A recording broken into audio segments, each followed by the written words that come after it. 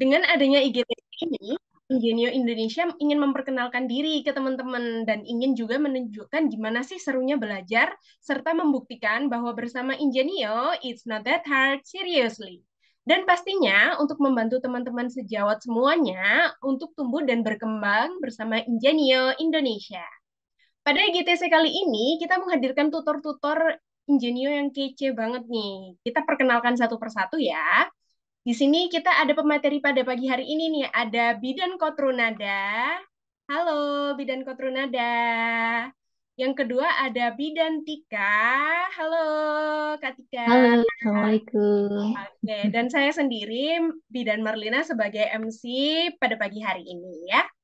Sebelum acara dimulai, saya akan membacakan tata tertib kegiatan pada pagi hari ini. Yang pertama, setiap peserta yang mengikuti kegiatan IGTC wajib mengubah format nama pada Zoom sesuai dengan format yang ditentukan. Kedua, pastikan koneksi internet peserta lancar selama kegiatan berlangsung. Diharapkan peserta memiliki backup koneksi apabila sewaktu-waktu terjadi masalah. Yang ketiga, grup koordinasi antara IGTC, peserta IGTC terpusat pada WhatsApp. Yang keempat, mematikan audio selama acara berlangsung, kecuali dipersilahkan atau diinstruksikan oleh MC atau tutor. Yang kelima, bagi peserta yang ingin bertanya maupun berpendapat, dapat terlebih dahulu menggunakan fitur raise hand dan dapat menuliskan pertanyaan melalui kolom chat. Yang keenam, peserta dipersilahkan untuk berbicara atau unmute ketika dipersilahkan oleh MC atau tutor. Yang ketujuh, peserta tidak diperkenankan untuk mendokumentasikan dalam bentuk video ataupun audio selama kegiatan IGTC berlangsung, karena kekayaan intelektual Ingenio dilindungi oleh hukum dan sepenuhnya milik PT Ingenio Medica Nusantara. Yang kedelapan, peserta diharapkan untuk berpakaian rapi dan sopan.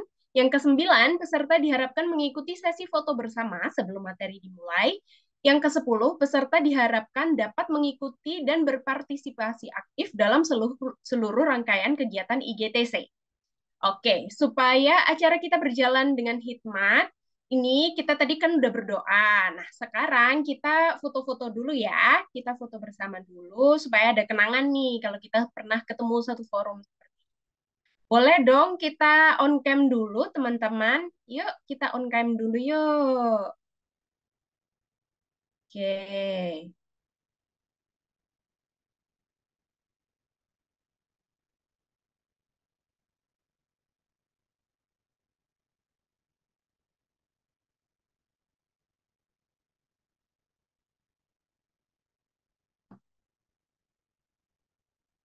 Mungkin bisa kita mulai aja ya. Ini fotonya ya. Saya hitung ya.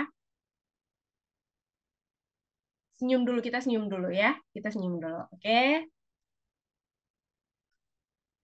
Satu, dua, mohon dibantu ya tim IT. Satu, dua, tiga.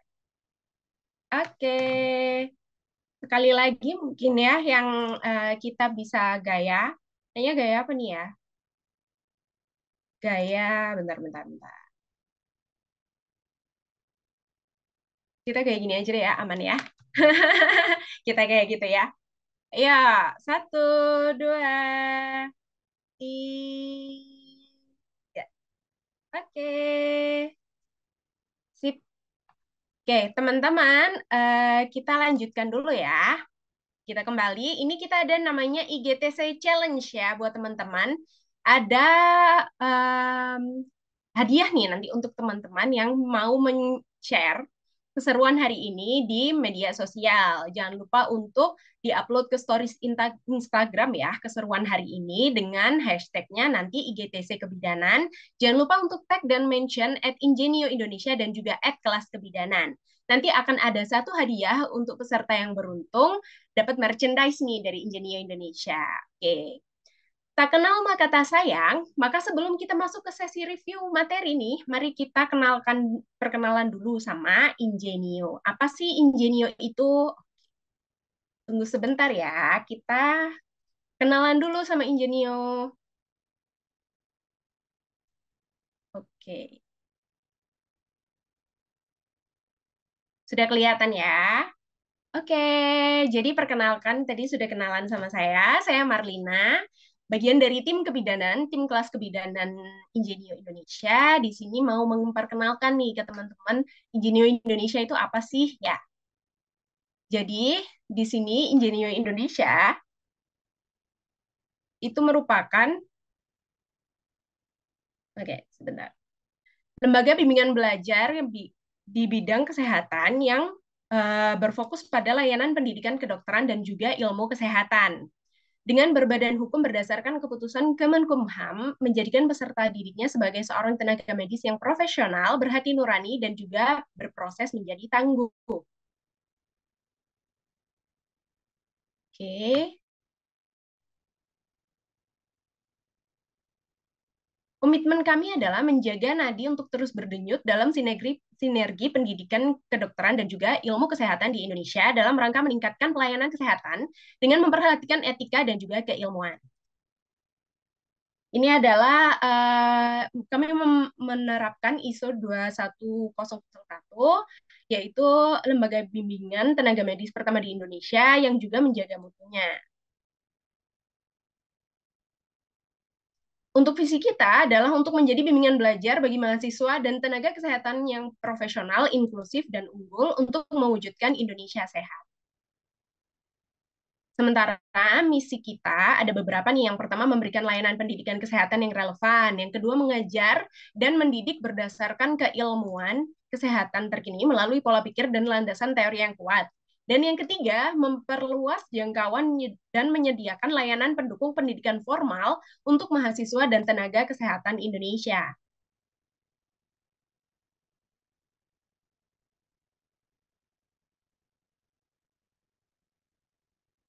Ini kita ada big data untuk UKM PPD ya. Jadi data kita untuk peserta kita itu sudah terintegrasi dari sejak 2013.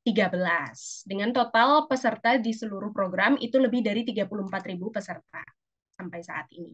Ini adalah beberapa program kami, dan untuk teman-teman kebidanan, kita ada program di preklinik, ada juga di bimbingan skripsi, ada juga OSCE ini yang offline hanya ada di Malang ya untuk sekarang, dan yang teman-teman hadiri sekarang adalah proses persiapan kita untuk ke program kebidanan UKOM. Nah, kelebihan Ingenio itu apa sih? Ada tiga nih, kita bahas satu-satu ya. Jadi yang pertama itu ada tentang kurikulumnya. Kenapa kok spesial sih? Karena istimewa berdasarkan kompetensi dan keilmuan yang terbaru. Oke, jadi ini kita kalau untuk di preklinik ya, kita ada dua fase. Jadi untuk teman-teman yang masih kuliah, belum di semester akhir ya, belum waktunya untuk mempersiapkan UKOM, itu bisa ikut yang namanya preklinik. Preklinik ini kita ada dua fase, ada fase intensif, ini adalah fase reviewnya, penanaman pola pikir, dan juga mempersiapkan amunisi dalam berperan mengerjakan soal. Yang kedua, itu akan ada fase review atau fase cepat ini ya. Itu merupakan penerapan pola pikir tadi yang sudah dipelajari dari fase intensif untuk mengerjakan soal dan tips dan triknya untuk menjawab soal itu seperti apa. Nah, ini ada tryout yang juga teman-teman sudah rasakan ya. Itu nanti kami melakukan tryout itu berbasis website. Ini untuk tujuannya untuk membiasakan teman-teman dengan sistem UKOM yang sekarang terbaru adalah CBT, dan juga nanti ada fasilitas untuk evaluasi diri, bisa melihat di bagian manakah yang kurang pemahamannya, dari mana yang kurang. Nah, untuk kebidanan sendiri, ini kita sudah open class nih untuk program CBT UKOM Kebidanan. Ada dua program, yang pertama adalah complete class, yang kedua adalah fast class. Nah, untuk yang complete class dan fast class ini bedanya apa sih? Sebenarnya perbedaannya cuma ada di jumlah pertemuannya aja. Apakah tryout-nya berbeda, Kak? Enggak. Semuanya mendapatkan jumlah tryout yang sama dengan jumlah soal yang sama. Jadi berbedanya hanya di jumlah pertemuannya saja. Kalau untuk complete class ada 21 pertemuan, dan kalau untuk fast class ada 6 fase intensif dan 2 fase review, berarti total 8 pertemuan. Itu. Ini semuanya tersedia untuk berbagai jenjang ya. Ada D3 kebidanan, profesi bidan juga bisa, dan begitupun untuk yang di fast class. Nanti bisa menghubungi admin saja. Oke? Kalau misalkan teman-teman tertarik. Kenapa sih kita harus pilih Ingenio? Kenapa ya kira-kira? Yang pertama adalah kalau lokasi kita strategis, kita sudah ada tersebar di beberapa kota di seluruh Indonesia. Fasilitas kita yang ada di regio yang di Malang itu lengkap dan juga nyaman. Silabus dan materi ini disesuaikan sama materinya teman-teman, silabusnya teman-teman untuk di kampus seperti apa. Yang kedua, ini ada tutor yang berkualitas. Tutornya sudah terkomando, satu komando di akademik itu tadi. Lalu budgetnya juga sesuai nih, karena tadi kan juga ada yang complete class sama ada yang fast class. Jelasnya harganya berbeda ya. Lalu sistem mengajar kami itu runtut dan juga sistematis, dengan tujuan utama membantu teman-teman untuk lebih mudah menyerap dan memahami materi-materi dari tutor-tutor kami. Yang kedua ini ada kelas offline dan juga online. Lalu ada juga kepuasan dan prestasi. Sorry. Dan materi kita juga up to date ya teman-teman. Dan kita ada tryout online yang teman-teman juga sudah rasakan nih. Gimana kira-kira reviewnya ya. Lalu ini ada beberapa prestasi Ingenio. Yang pertama ini ada penghargaan dari Karya Pendidikan Indonesia pada 23 Februari 2018. Oke, selanjutnya ini ada juga Ingenio Medical Nusantara sebagai Best Choice in Study Guidance Award tahun 2022. Ini adalah hak cipta kekayaan intelektual Ingenio Indonesia. Kami juga ada program Ingenio Peduli. Ini adalah contoh dari beberapa uh, peserta bimbingan yang bisa mendapatkan top 1 CBT dan juga top 3 CBT untuk teman-teman yang ada di pendidikan dokter. Oke.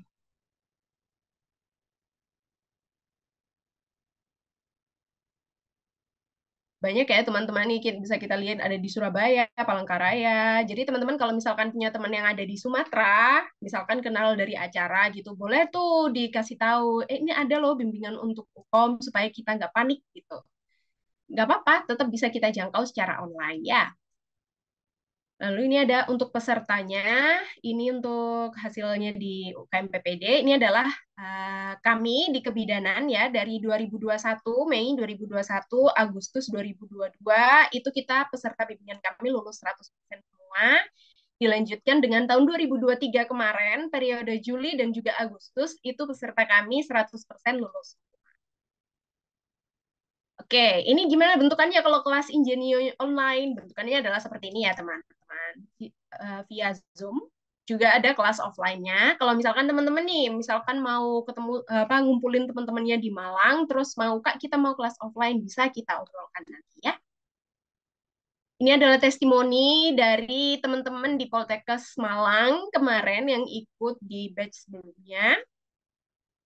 Lalu ada juga yang dari Medan, ya, ada juga yang dari Brawijaya. Kalau kata netizen tentang bimbel kita tuh apa sih? Coba kita lihat. Nih, buktinya adalah banyak yang like ya, bahwa otak kosong ke Ingenio, lulus gitu. Banyak yang like, berarti memang mereka relate.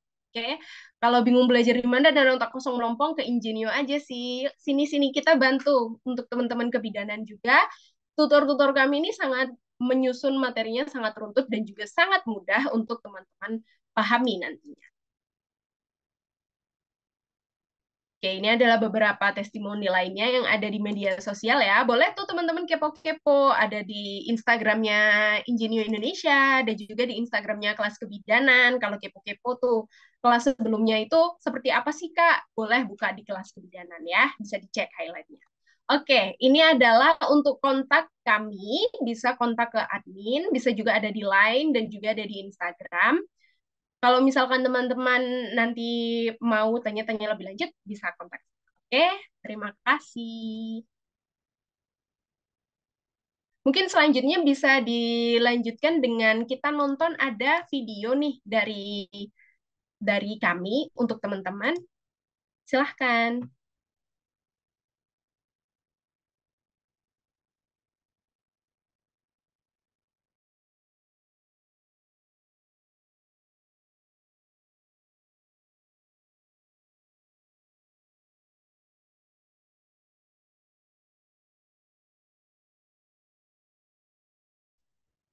Oke, sepertinya kita skip dulu ya. Kita lanjut ke agenda selanjutnya, yaitu adalah untuk materi pertama kita, yaitu hipertensi dalam kehamilan. Pemateri pertama kita adalah Bidan Kotrunada SKPMKEP. Kepada Kak Kotrun, dipersilahkan.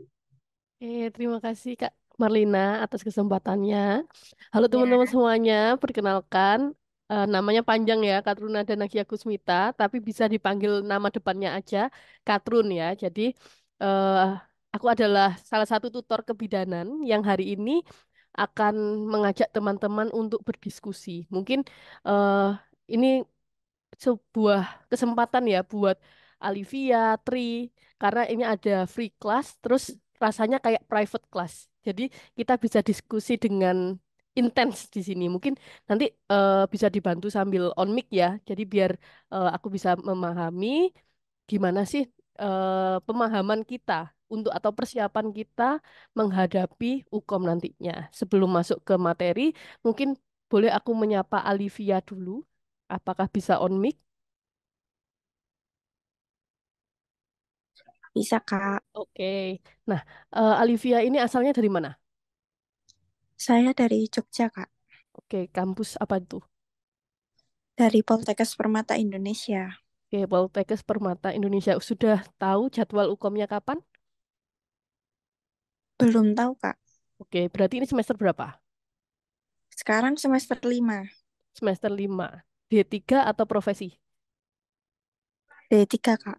Oke, D3 ya. Oke, berarti sebentar lagi ya, karena kan tinggal satu semester lagi. Kalau D3 sudah akan menghadapi ke ini ya, apa? UKOM D3. Nah, sekarang aku coba untuk share screen dulu. Oke, sebentar ya.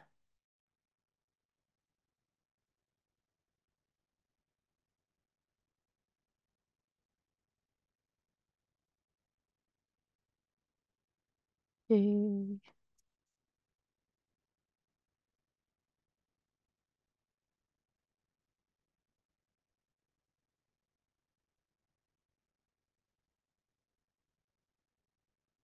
Nah, jadi sekedar sharing ya, sharing pengalaman.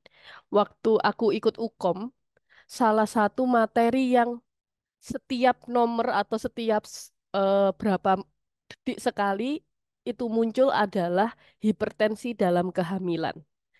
Nah, kenapa sih kok di Ingenio itu kita bisa, alhamdulillah ya, dipercaya sampai beberapa batch kita selalu 100% karena di kita tidak akan pernah mengajari untuk menghafal soal. Walaupun ini soal yang sering kali muncul ya, kita akan belajarnya dengan cara alur pikir.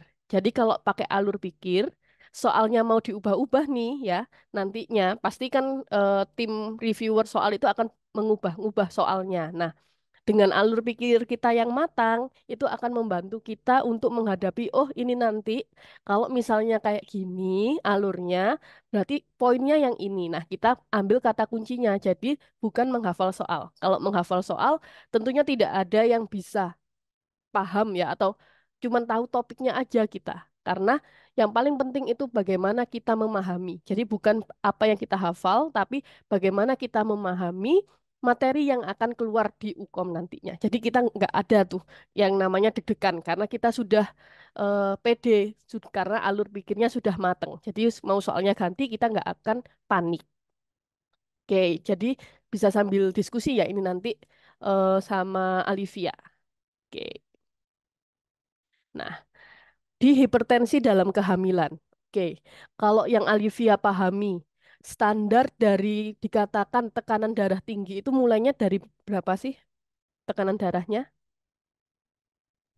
Dari 140, Kak. Oke, 140 untuk apanya? Untuk sistol. Oke, sistol 140. Terus kalau untuk diastolnya? 90, Kak. Oke, diastol 90. Apakah benar? Ini benar ya. Ini sudah benar. Jadi untuk tekanan darah tinggi ya memang selama kehamilan kita gampangnya kalau sudah di atas 140, di atas 90 ya dalam kategori normalnya itu berarti di bawah itu, ini lebih dari sama dengan ya, jangan lupa. Ini bisa dikatakan ini adalah tekanan darah tinggi. Masalahnya dalam hipertensi dalam kehamilan itu ada pembagian-pembagiannya lagi. Masih ingat nggak dibagi menjadi apa aja hipertensi dalam kehamilan itu?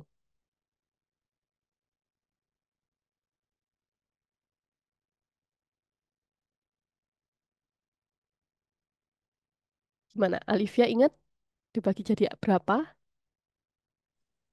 Dua, Kak. Jadi dua. Apa tuh? Bagi jadi dua. Gestasional, Mm-mm. hipertensi gestasional sama preeklamsi. Oke. Sama eklamsi. Tiga, Nasional Kak. terus PeO Sama tiga sama kronik, Kak. eklamsi. Oke. Nah, kita cek ya setelah ini ya.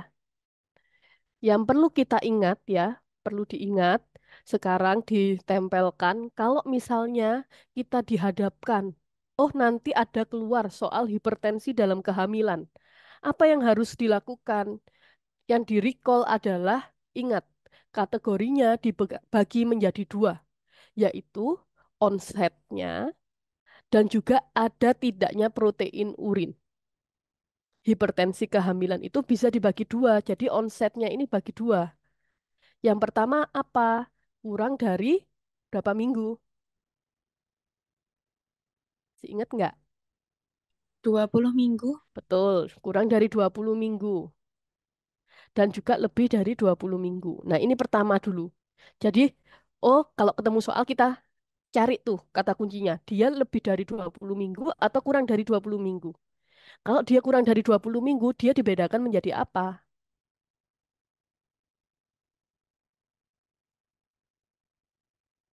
Gestasional, Kak.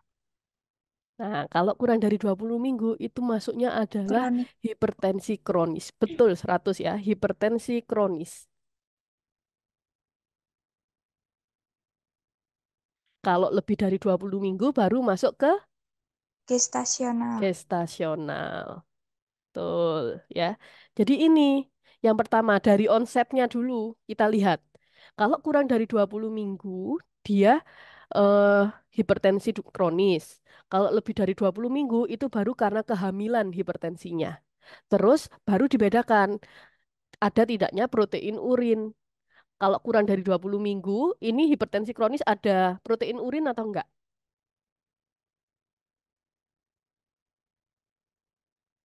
Tidak ada.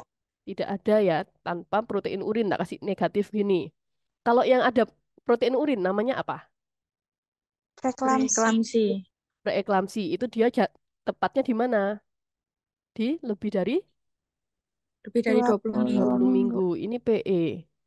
Nah, ini yang ada protein urin. Tapi sebenarnya ini bisa eh, pecah lagi. Jadi ada pertama onset, kita membagi itu onset dulu, dibedakan jadi onset. Terus nanti di masing-masing onset itu dibagi lagi. Jadi ada tidaknya protein urin. Aku hapus dulu ya annotate-nya. Oke, gimana maksudnya? Seperti ini. Jadi, kenapa kok kita mainnya alur pikir ya? Pertama tadi ketemu soal hipertensi di kehamilan. Oh, hipertensi di kehamilan yang perlu diingat adalah dibagi menjadi onset. Onsetnya kurang dari 20 minggu sama lebih dari 20 minggu. Terus habis onset dibagi lagi, ada tidaknya protein urin. Kalau hipertensi kronis itu tanpa protein urin, jadi cuman tekanan darah aja. Sedangkan kalau misalnya tiba-tiba dia munculnya sudah sejak 20 minggu, terus kok di akhir-akhir ada ini kok muncul preeklamsi, sorry, kok muncul protein urin, maka itu disebut dengan hipertensi kronis superimpus preeklamsia. Ya, jadi dia bukan preeklamsia, tapi diagnosanya adalah hipertensi kronis SIP atau superimpos preeklamsia. Jadi ini dia ada protein urin, urin positif. Ya, jadi kalau tadi sudah dibagi menjadi onset, jangan lupa dibagi lagi berdasarkan ada tidaknya protein urin.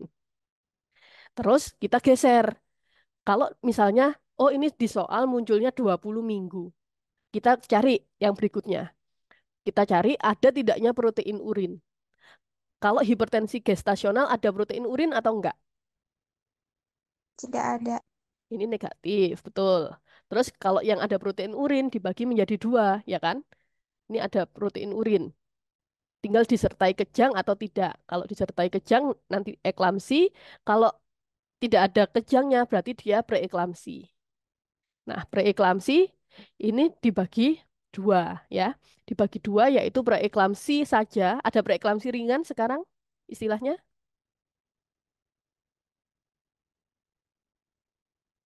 PER. Oke, jadi masih mendengar ya istilah PER ya. Kalau misalnya sekarang di referensi terbaru ya, di penggunaan UKOM juga sudah update. Kalau misalnya preeklamsi itu hanya terbagi menjadi dua. Disebut preeklamsi saja tanpa ada embel-embel ringan ya. Ringannya sudah dicoret sekarang. Cuman preeklamsi aja atau preeklamsi berat. Nah, ini sudah yang terbaru. Jadi kita biar nggak bingung nanti kalau misalnya keluar preeklamsi sama preeklamsi ringan. Jangan dipilih yang preeklamsi ringan karena sekarang sudah tidak dipakai lagi tuh preeklamsi ringan ya. Sudah ketinggalan zaman. Cuman ada preeklamsi aja. Terus yang membedakan apa antara preeklamsi dan juga preeklamsi berat? Yang pertama ya, yang harus dilihat adalah dari tekanan darah sistolnya. Sistolnya adalah 140 sampai 159. Nah, biasanya kita cuma fokus di sini aja. Kita lupa kalau misalnya PEB itu juga dibedakan berdasarkan tekanan diastolnya. Diastolnya berapa? Kalau lebih 110 itu disebut dengan preeklamsi berat. Itu untuk tekanan darah. Nah, ada pembeda lain lagi kalau untuk preeklamsi.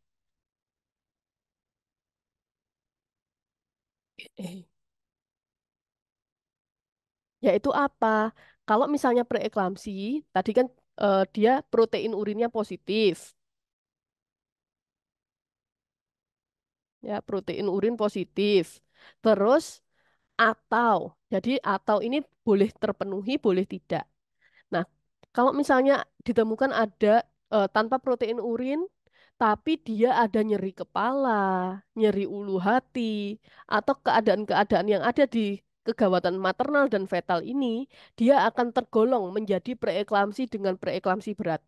Yang membedakan tinggal bagaimana tekanan darahnya itu tadi. Ya, kalau misalnya sudah di atas 160 atau di atas 110 untuk diastolnya, dia akan kita golongkan sebagai preeklamsi berat. Sampai sini ada yang masih dibingungkan atau enggak? Sudah paham, Kak. Oke, sudah paham ya. Jadi ini cara kita bagaimana kalau misalnya ditanyain diagnosa apa gitu ya. Jadi kita nggak akan asing dengan istilah-istilah ini karena sudah tadi kita bantu pakai mengingat-ingat apa klasifikasinya. Jadi nggak sulit-sulit untuk kita menghafal namanya satu persatu itu. Oke, kalau sudah paham akan aku lanjutkan ya. Nah, yang berikutnya adalah dosis awalan. Mungkin teman-teman kalau secara textbook ini pasti ya. Jadi kadang kita akan bingung kalau sudah UKOM itu karena sudah terpapar dengan lahan, kita akan bingung ikut yang di lahan atau ikut yang di textbook. Textbooknya kayak gimana ya? Karena udah lama nggak buka nih, jadi kita lupa.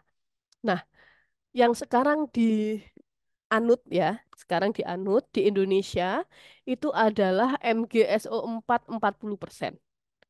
Pernah nggak teman-teman memberikan MGSO 4 20%?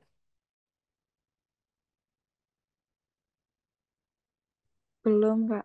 Belum pernah ya?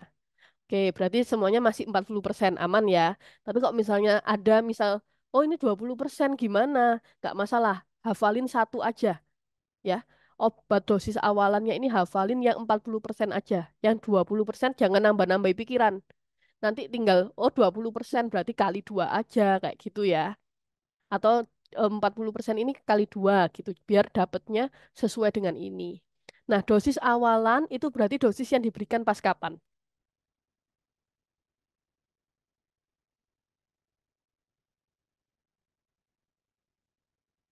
Diberikannya kapan nih? Dosis awalan ini.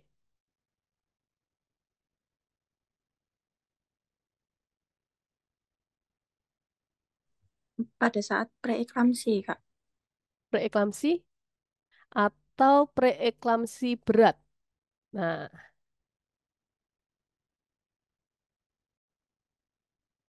apakah semua preeklamsi diberikan MGSO 4?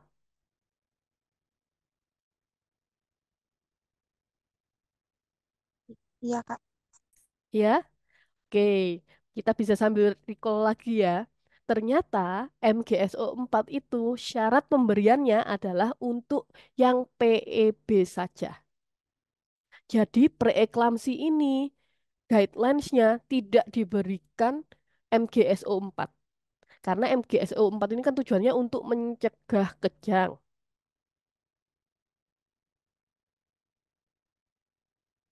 Makanya yang PE ini hanya diberikan kayak terapinya diet atau anti hipertensi itu ya.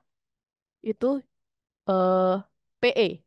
Tapi kalau PEB ditambah MGSO 4 itu untuk yang PEB. Boleh sambil dicek ya nanti karena dari yang terakhir aku baca MGSO 4 itu hanya diberikan pada PEB. Dan dosis awalan ini bisa kita berikan mulai dari vaskes pertama ya atau primer, vaskes primer. Berarti artinya kalau soalnya itu ada di BPM, berarti kita bisa memberikan dosis awalan. Oke, itu tadi ya. Jadi kenali dulu kapan, misalnya terapi apa yang akan diberikan. Kita kenali. Oh, ini ada MGSO 4. Jangan semua preeklamsi langsung kasih aja MGSO 4. Enggak, tapi lihat apakah dia preeklamsi atau preeklamsi berat. Kalau preeklamsi berat boleh sambil dikasih MGSO 4. Tapi kalau misalnya preeklamsi saja, dia akan terapinya biasanya cuman diet atau pemberian anti hipertensi. Nah, kemudian dosis awalannya yang diberikan pertama itu adalah secara IV pelan, ya. Diberikan IV pelan itu sebanyak 4 gram. Jadi IV itu 4, kalau boka-boki itu 5 gram. Berapa banyak? Nah, ini biasanya di 40% karena dia mengandung sebanyak 400 miligram, maka kita akan butuh ya untuk mendapatkan 4 gram ini sebanyak 10 mili. Karena MgSO 4 itu agak sakit ya atau panas kalau misalnya diberikan, maka harus diencerkan dulu menggunakan Aquades. Itu untuk pemberian dosisnya. Nah, kalau untuk yang dosis boka-boki, ini masih tetap diberikan ya. Misalnya kalau ada biasanya sudah ada tanda-tanda persalinan atau misalnya dalam proses rujukan ya, lagi di mobil kan nggak mungkin tuh kita masang infus dulu, akan ribet. Jadi lebih cepat untuk pemberian boka-boki, biar nggak terlalu sampai ke fatal distress juga. Itu biasanya akan diberikan boka-boki ini. Nah, 5 gram ini diberikannya gimana caranya? Per masing-masing bokong atau totalnya 5 gram.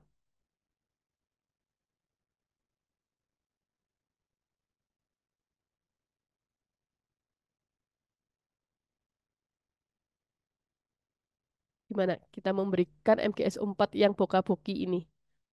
5 gramnya ini per apa? Per bokong atau total dari boka-boki? Totalnya, Kak. Total? Ada yang lain? Setuju juga, Olivia? Totalnya, Kak. Total juga. Total. Oke. Memang di beberapa referensi ya. Jadi kok referensi internasional itu benar jawaban dari Olivia dan Mira. Tapi karena kita ini UKOM-nya di Indonesia ya, jadi kita harus melihat atau meninjau bagaimana referensi di Indonesia. Ternyata referensi di Indonesia yang digunakan di APN, misalnya ya, karena pemberian ini juga diberikan juga dalam asuhan APN atau dalam eh, literaturnya APN, pemberian 5 gram ini per masing-masing bokong. Ya, jadi ini perlu diingat-ingat. Kalau misalnya eh, pemberiannya berapa? Masing-masing bokong itu 5 gram. Jadi masing-masing bokong dapatnya 12,5 mili. Totalnya untuk dua bokong kita akan butuh 25 mili MgSO4. Ini referensi yang dipakai di Indonesia. Jadi untuk sekarang update-nya adalah per masing-masing bokong ya dapatnya. Oke, untuk dosis awalan ada yang mau ditanyakan atau kurang jelas?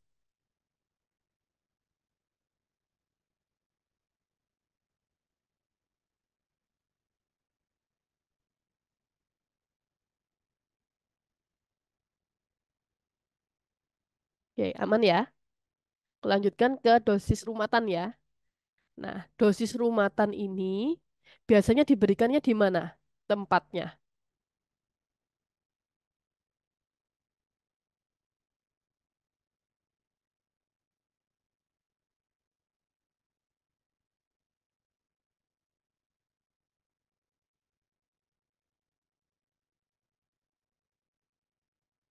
Olivia, Mira, biasanya di mana?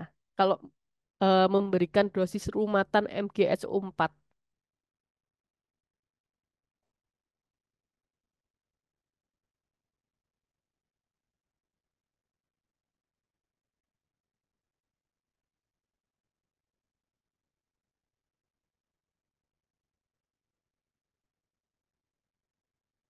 Oke, barangkali lupa ya. Jadi kalau awalan kan awal ya. Awal berarti pertama. Nah, rumatan itu lanjutannya. Jadi setelah dia kan kalau kita dapat pasien PEB itu pasti harus dirujuk ya.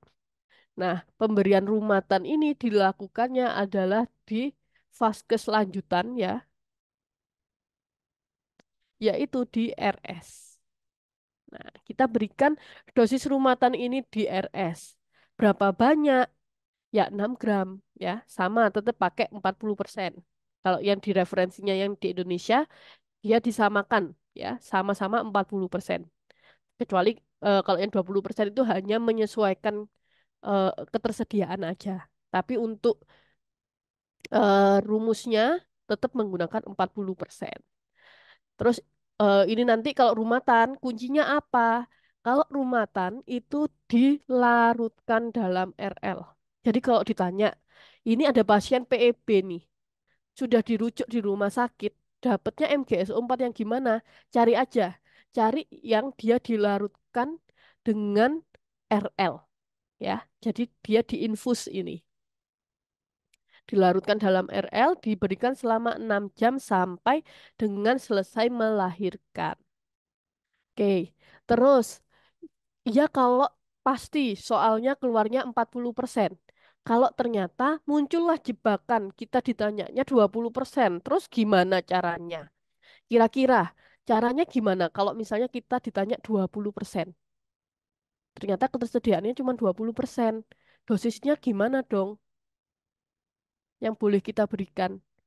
Sebanyak apa yang harus kita berikan kalau MgSO4-nya 20%?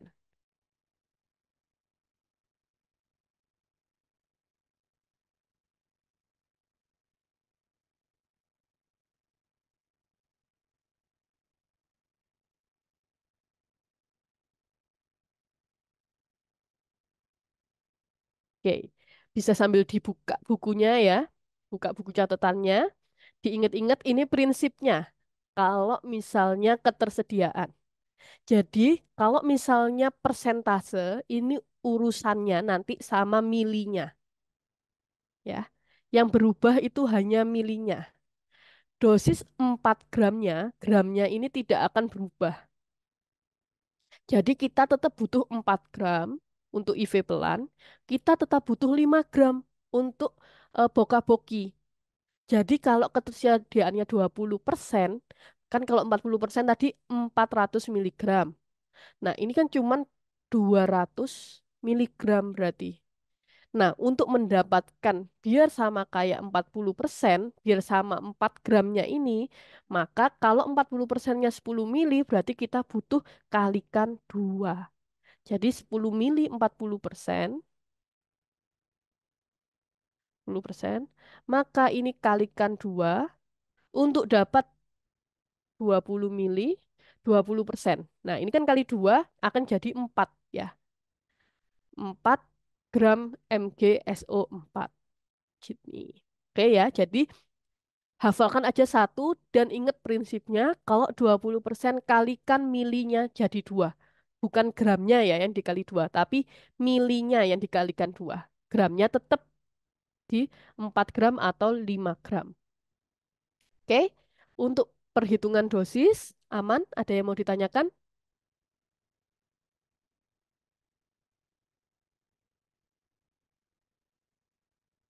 Insya Allah cukup, Kak.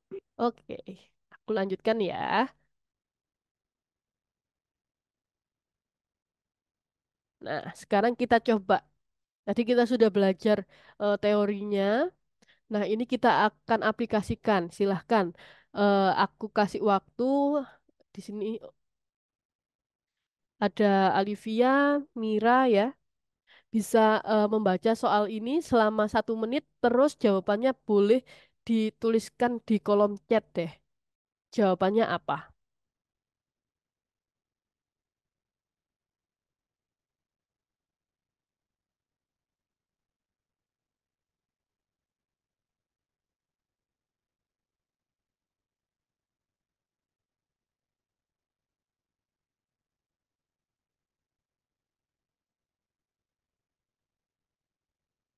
Oke, Mira jawabannya C. Alivia, jawabannya apa?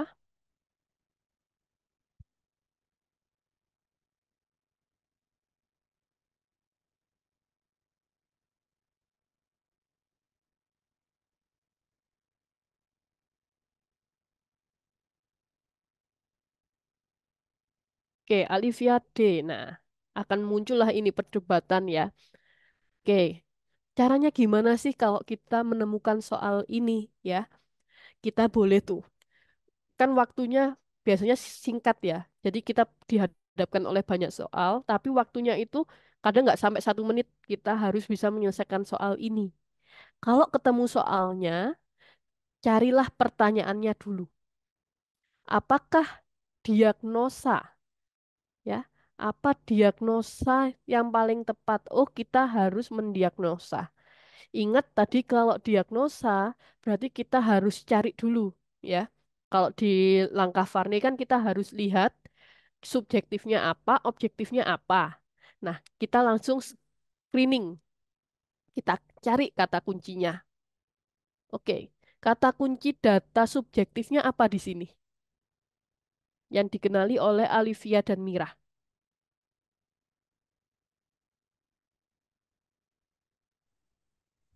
Mengeluh pusing dan penglihatan kurang jelas, Kak. Oke, data subjektifnya mengeluh pusing, penglihatan kurang jelas. Terus kita ganti cari data objektifnya apa?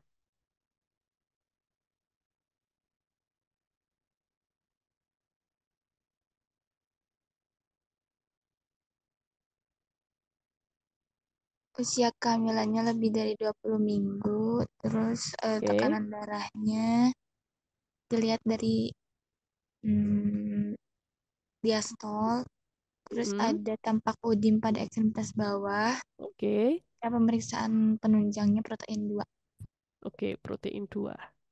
Oh, ini berarti sudah mengarah ke arah hipertensi ya. Ingat tadi hipertensi, kalau hipertensi kita tinggal main. Dia untuk mendiagnosanya kita cari dulu onsetnya.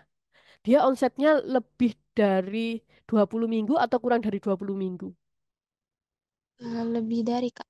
Dua, lebih dari 20 minggu karena di sini dia dituliskan kalau misalnya ini loh dia mulainya adalah lebih dari 29 minggu. Berarti kita geser. Nggak usahlah pusing-pusing mikirin yang kurang dari 20 minggu. Kita langsung ingat tadi ada bagan yang di sebelah kanan. Berarti antara 3. Antara hipertensi gestasional, terus preeklamsi atau si eklamsi. Hipertensi gestasional. Harusnya kalau hipertensi gestasional ini ada tidak ada protein urin.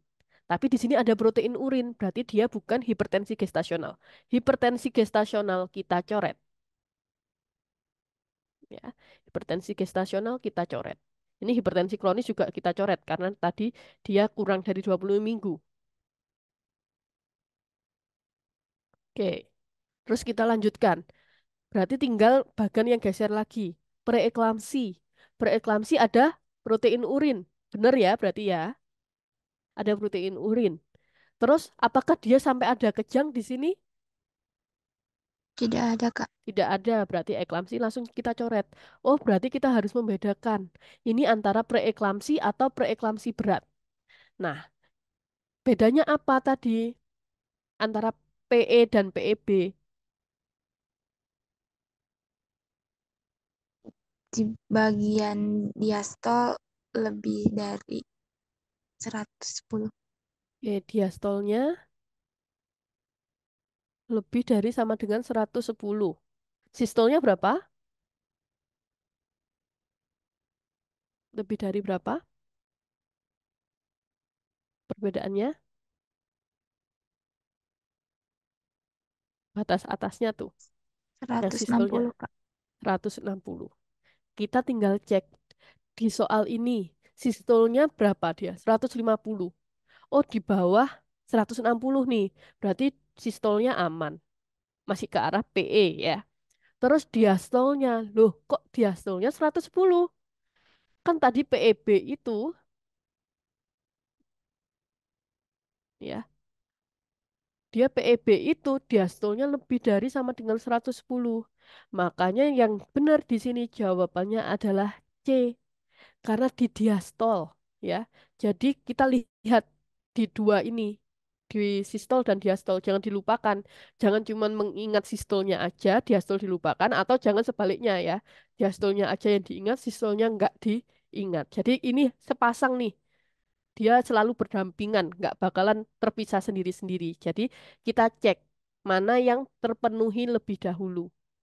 Kalau misalnya dia masih di bawah 110, masih di bawah 160, maka benar jawabannya PE. Tapi karena ini di diastolnya, ya, di diastolnya dia sudah lebih dari 110, maka jawaban yang benar adalah yang C. Oke. Itu ya, jadi cara kita mengenali soal nanti gampangnya itu. Jadi kita nggak lama-lama baca dari atas bawah. Gitu. Jadi kita langsung main, oh diagnosa, terus apa subjektifnya, baru kita analisa arahnya kemana. Oke, kita lanjut ke soal yang kedua. Silahkan 1 menit lagi, boleh ditulis jawabannya apa.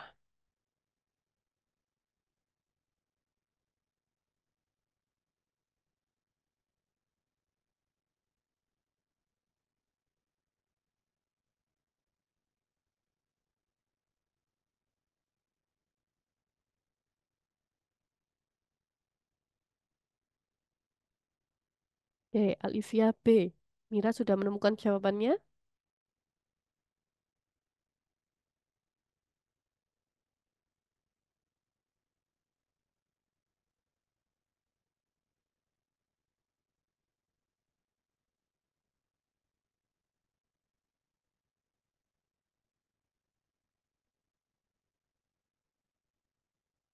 Sama B ya.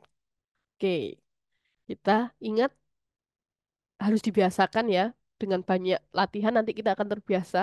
Langsung cari soalnya dulu. Apakah penata laksanaan? Oh, kita disuruh cari penata laksanaan. Berarti kalau di langkah Varney itu sudah mulai antara intervensi implementasi ya. Jadi kita harus mencari dulu mulai dari pengkajian. Data subjektifnya apa?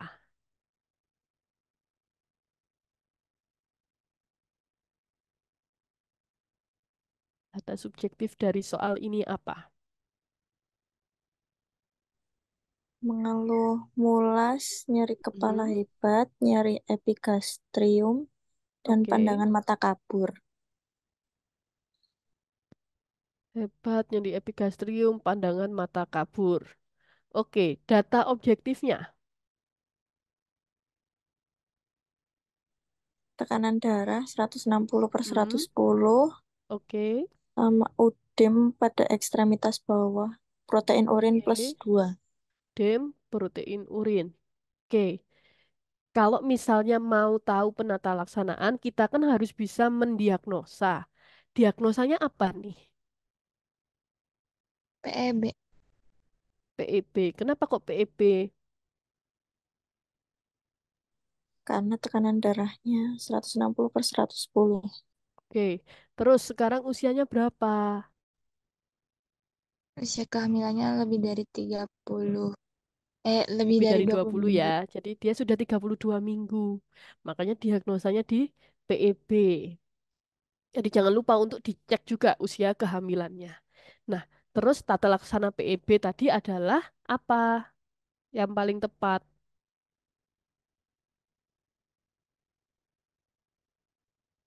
Memberikan MGSO 4. Oke, diberikan MGSO 4. Nah, di soal ini kan ada dua nih MGSO 4-nya ya. Ada 4 gram, ada 6 gram. Yang membedakan pemberian 4 gram dan 6 gram ini tadi apa?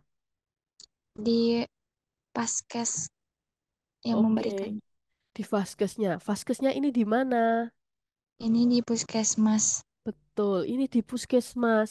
Jadi dia di fasilitas primer. Maka fasilitas primer ini kita harus memberikan apa? Pemberiannya adalah yang 4 gram. Ya, jadi ini benar jawabannya adalah B. Terus, kalau misalnya ada ini ternyata preeklamsi, maka yang harus kita berikan apa? Obat antihipertensi. Antihipertensi. Nah, kadang yang keluar itu nggak cuma antihipertensi, tapi nama obatnya. Nah, kita kan gaya Nefedipin. nggak hafal ya, apa aja sih antihipertensi itu? Nefedipin. Nifedipin, terus Amlodipin. amlodipin. Apakah amlodipin boleh di kehamilan? Oh, tidak. Tidak. Ayo, di kehamilan apa nih yang boleh antihipertensinya? Nah, sekalian kita. Ini untuk PE ya. PE atau obat antihipertensi.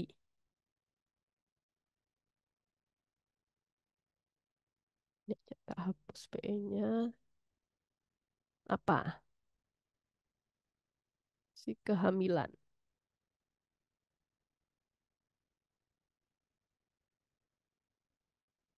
Tahu nggak sebenarnya nifedipin ini adalah eh, kategori kehamilannya dia C ya. Terus apa yang paling aman sebenarnya untuk antihipertensi lini pertamanya pada kehamilan?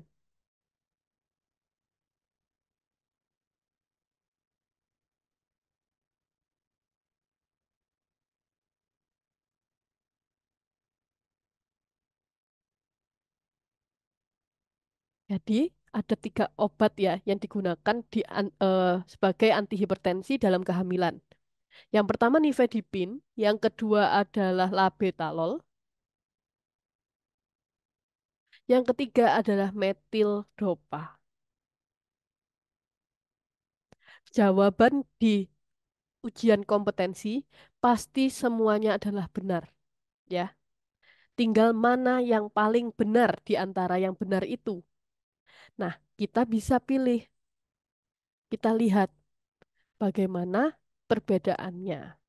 Berarti kalau tiga-tiganya ini keluar ya di pilihan itu, yang dipilih jangan langsung nifedipin ya. Kita cek dulu kategori obatnya.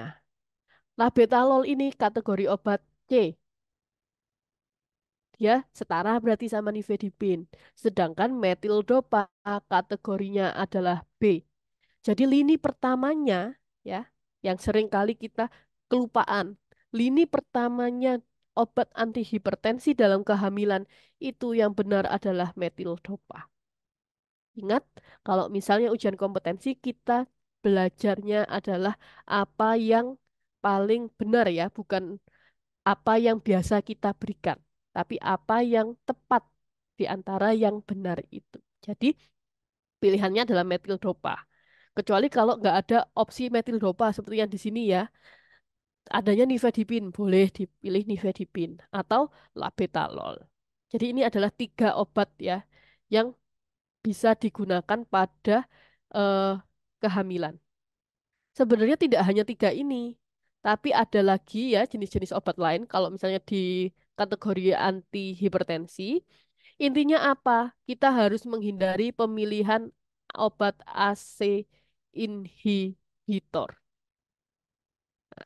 Kategori obat-obatan yang termasuk atau obat anti hipertensi yang masuk AC inhibitor ini dilarang keras untuk diberikan pada ibu hamil. Kalau ibu menyusui boleh, tapi kalau ibu hamil dia masuk AC inhibitor coret. Jangan pernah terbujuk untuk memilih ini ya. Masih bagus cuman dikasih diet garam aja daripada milih AC inhibitor. Gitu ya. Bisa dipahami terkait penata laksanaan dari hipertensi dalam kehamilan. Insya Allah, Kak. Oke. Kalau hipertensi kronis berarti apa nih tata laksana yang bisa kita berikan? Kita review lagi ya sambilan ya.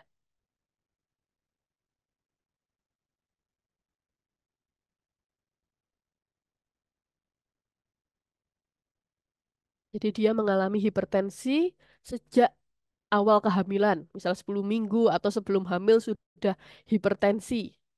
Maka tata laksana yang bisa bidan berikan apa? Menganjurkan diet garam Oke, berlebih, diet garam. Terus, ada lagi? pemberian obat anti hipertensi. Obat anti hipertensi. Jadi sama ya. Ini akan diberikan obat anti hipertensi pada hipertensi kronis, hipertensi gestasional, dan juga preeklamsi. Terus kalau yang hipertensi kronis CP tadi gimana nasibnya? Dia akan mengikuti alurnya dari preeklamsi. Kalau masih di bawah 160, maka dia diperlakukan sama dengan preeklamsi. Tapi kalau sudah lebih dari 160, maka berarti dia perlu untuk pemberian MGSO 4. Karena dia hipertensi kronis superimpus preeklamsi. Jadi dia ada akan disamakan tata laksananya dengan preeklamsi. Gitu ya. Jadi cara kita memberikan penata laksanaan kalau ada berbagai macam eh, soal atau berbagai macam jenis hipertensi dalam kehamilan. Nah, jadi walaupun soal yang dikeluarkan ini cuma dua, kalian ilmunya tidak hanya terbatas pada dua soal ini, tapi kita akan bagaimana tadi bentuklah pola pikir. Jadi belajar itu jangan hafalan soal, tapi kita belajar bagaimana memahami konsep. Oke, itu untuk materi kita hari ini. Mungkin yang selanjutnya akan aku tutup ya. Terima kasih untuk diskusi dari teman-teman. Selanjutnya aku kembalikan ke Kak Marlina. Oke, terima kasih untuk penjelasannya ya Kak Kotron. Ini kalau misalkan teman-teman mau nanya ini langsung atau ditampung dulu Kak? Boleh langsung juga nggak apa-apa. Oke. Teman-teman mungkin ada yang mau tanya dari Mira dan juga Olivia. Oke, kalau nggak ada mungkin saya yang mau tanya ya Kak. Oke. Eh, untuk tadi yang tanda superimpos itu kira-kira tandanya apa aja ya Kak berarti? Oke. Sama yang kedua mau tanya, berarti Mm-mm. sebelum 20 minggu hipertensinya apa saja? Terima kasih. Oke. Jadi tanda-tandanya apa? Kok di bawahnya sini nggak ada ya? Gitu kan ya? Di eh ini tata laksana ya. Jadi di bagan ini gitu. Ya. Jadi kalau misalnya kurang dari 20 minggu tadi, hipertensi kronis kan tadi dibagi ya. Tandanya apa? Hipertensi kronisnya akan sama dengan ini ya. Hmm. Sama dengan ini untuk tensinya. Sedangkan untuk superimpusnya dia akan mengikuti ke sini. Jadi tangannya banyak nih hipertensi kronis. Kalau tekanan darahnya ya, jadi dia sama. Tandanya yang pertama adalah kurang dari 20 minggu itu. Mm-mm. Kemudian kalau tiba-tiba ternyata nanti di saat sudah, jadi biasanya kata kuncinya adalah sejak sebelum hamil dia mengalami hipertensi. Tapi sekarang sudah muncul tanda-tanda protein urin. Nah, itu berarti sudah masuk ke superimpus preeklamsi. Sampai sini bisa dipahami? Bisa, Kak. Oke, bisa membedakan ya. Jadi yang maksudnya hipertensi kronis superimpos itu yang gimana? Ya yang itu tadi. Jadi dia yang dari sebelumnya sudah hipertensi, terus tiba-tiba muncul protein urin atau muncul tanda-tanda preeklamsi. Jadi dia muncul tanda PE itu sudah masuk ke hipertensi kronis superimpos preeklamsi. Kalau tanpa protein urin ya dia masuknya ke hipertensi kronis. Makanya tadi akan digolongkan yang di sini. Ini ya. Jadi kalau dia tanpa protein urin di hipertensi kronis, kalau dengan protein urin adalah superimpos. Jadi kita alur pikirnya yang pertama adalah onset ini ya. Ini adalah tanda onsetnya. Jadi onsetnya dibagi ini. Nanti masing-masing onset dibagi lagi. Ada tidaknya protein urin. Nah, kalau misalnya nggak ada ke sini, kalau ada dia ke sini. Jadi itu cara membedakannya. Jadi yang pertama kita bagi dulu jadi onset, yang kedua di bawahnya kita bagi berdasarkan ada tidaknya protein urin. Jadi ada dua lapisan untuk kita bisa mendiagnosa hipertensi dalam kehamilan. Tadi untuk yang pertanyaan kedua gimana Kak Marlina? Bentar. Tanda superimpos itu salah. Hipertensi sebelum 20 minggu itu jenisnya apa aja? Oke, jenisnya ini tadi ya berarti eh, kalau sudah di onset berarti dia akan terbagi menjadi hipertensi kronis dan juga hipertensi kronis superimpos preeklamsi berdasarkan ada tidaknya protein urin. Nah, Oke. sebenarnya si hipertensi kronis ini juga akan terbagi lagi sama kayak preeklamsi yang dibedakan berdasarkan tensinya. Jadi Hmm, hipertensi kronis aja itu adalah yang 140 sampai 159. Sedangkan yang berat ini tensinya kayak PIB, yaitu lebih hmm, dari 160. Tapi dia hmm. tetap balik di atas tadi tanpa protein urin. Oke. Ya, jadi untuk membentuk alurnya boleh nih dibagi kayak gini. Jadi pertama kita kenali dulu onsetnya, kemudian kita bagi dari masing-masing onset itu dibagi dengan ada tidaknya protein urin. Jadi nanti akan Oke. gampang. Jadi mengarahkan kalau waktu baca soal mengarahkannya enak tuh. Tuh. Oke. Mungkin ada lagi yang mau didiskusikan? Oke, jadi tadi itu berdasarkan ini ya, Kak, bisa titik beratnya dari proteinnya ya untuk yang kehamilan sebelum 20 minggu ya. Ya, Oke. betul. Jadi semuanya tetap hipertensi dalam kehamilan itu akan kita bagi menjadi onsetnya dan juga ada tidaknya protein urin. Oke, siap. Terima kasih Kak Kotrun, penjelasannya Oke. sangat Terima kasih mudah juga. untuk diikuti ya. Ya, Oke. Selanjutnya mungkin ini kita bisa lanjut untuk nonton video. Ada beberapa video dari kita untuk teman-teman. Kepada tim dipersilahkan.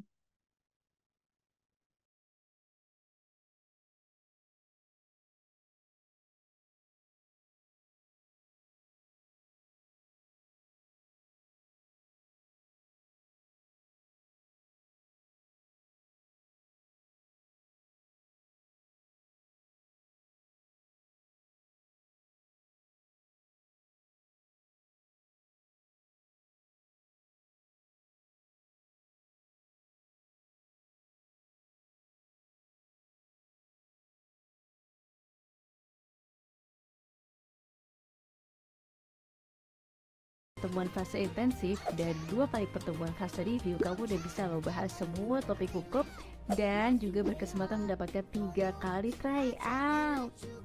Program ini bisa banget loh untuk teman-teman di D3 Kebidanan dan juga profesi bidan. Yuk manfaatkan waktu persiapan UKOMmu dengan gabung di Fast Class UKOM Kebidanan Engineer Indonesia.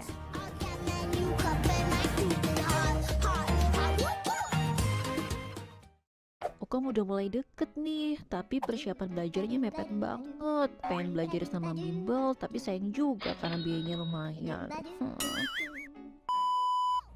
Ini lagi ada program kelas UKOM yang jadwalnya lebih singkat dan lebih hemat pula biayanya. Daftar ah! Yes, benar banget. Program Fast Class UKOM Kebidanan Engineering Indonesia bisa banget memfasilitasi kamu yang punya sedikit waktu buat persiapan dengan kelas yang super intensif tapi dengan biaya lebih hemat loh. Hanya dengan 6 kali pertemuan fase intensif dan 2 kali pertemuan fase review, kamu udah bisa loh bahas semua topik hukum dan juga berkesempatan mendapatkan 3 kali tryout. Program ini bisa banget loh untuk teman-teman di D3 Kebidanan dan juga profesi bidan. Yuk manfaatkan waktu persiapan UKOMmu dengan gabung di Fast Class UKOM Kebidanan Injinier Indonesia.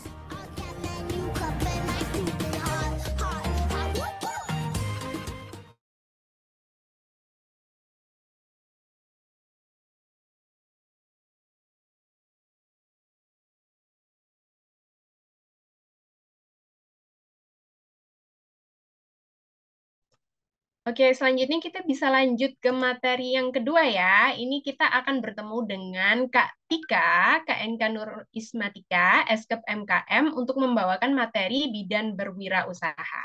Kepada Kak Tika dipersilahkan. Ya, terima kasih Bidan Marlina. Assalamualaikum warahmatullahi wabarakatuh.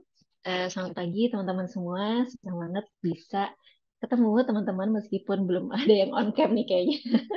Ya, melalui virtual class dari Ingenio dalam acara IGTC ya. Bacanya gimana? IGTC mungkin ya. Karena zaman sekarang tuh lagi sensitif soal singkatan soalnya. Aduh gitu ya. Ingenio goes to campus. Oke.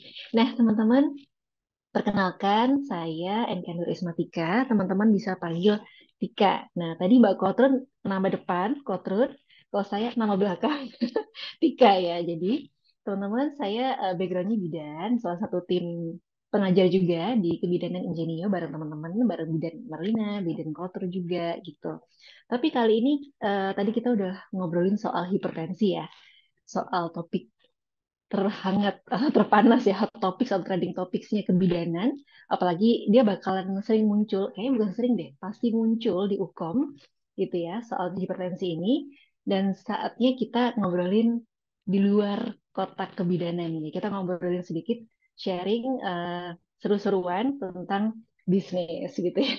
Seakan-akan bisnis itu kayaknya di luar kebidanan, tapi kayaknya masuk sebenarnya ya dalam salah satu kurikulum kebidanan kalau nggak salah gitu ya.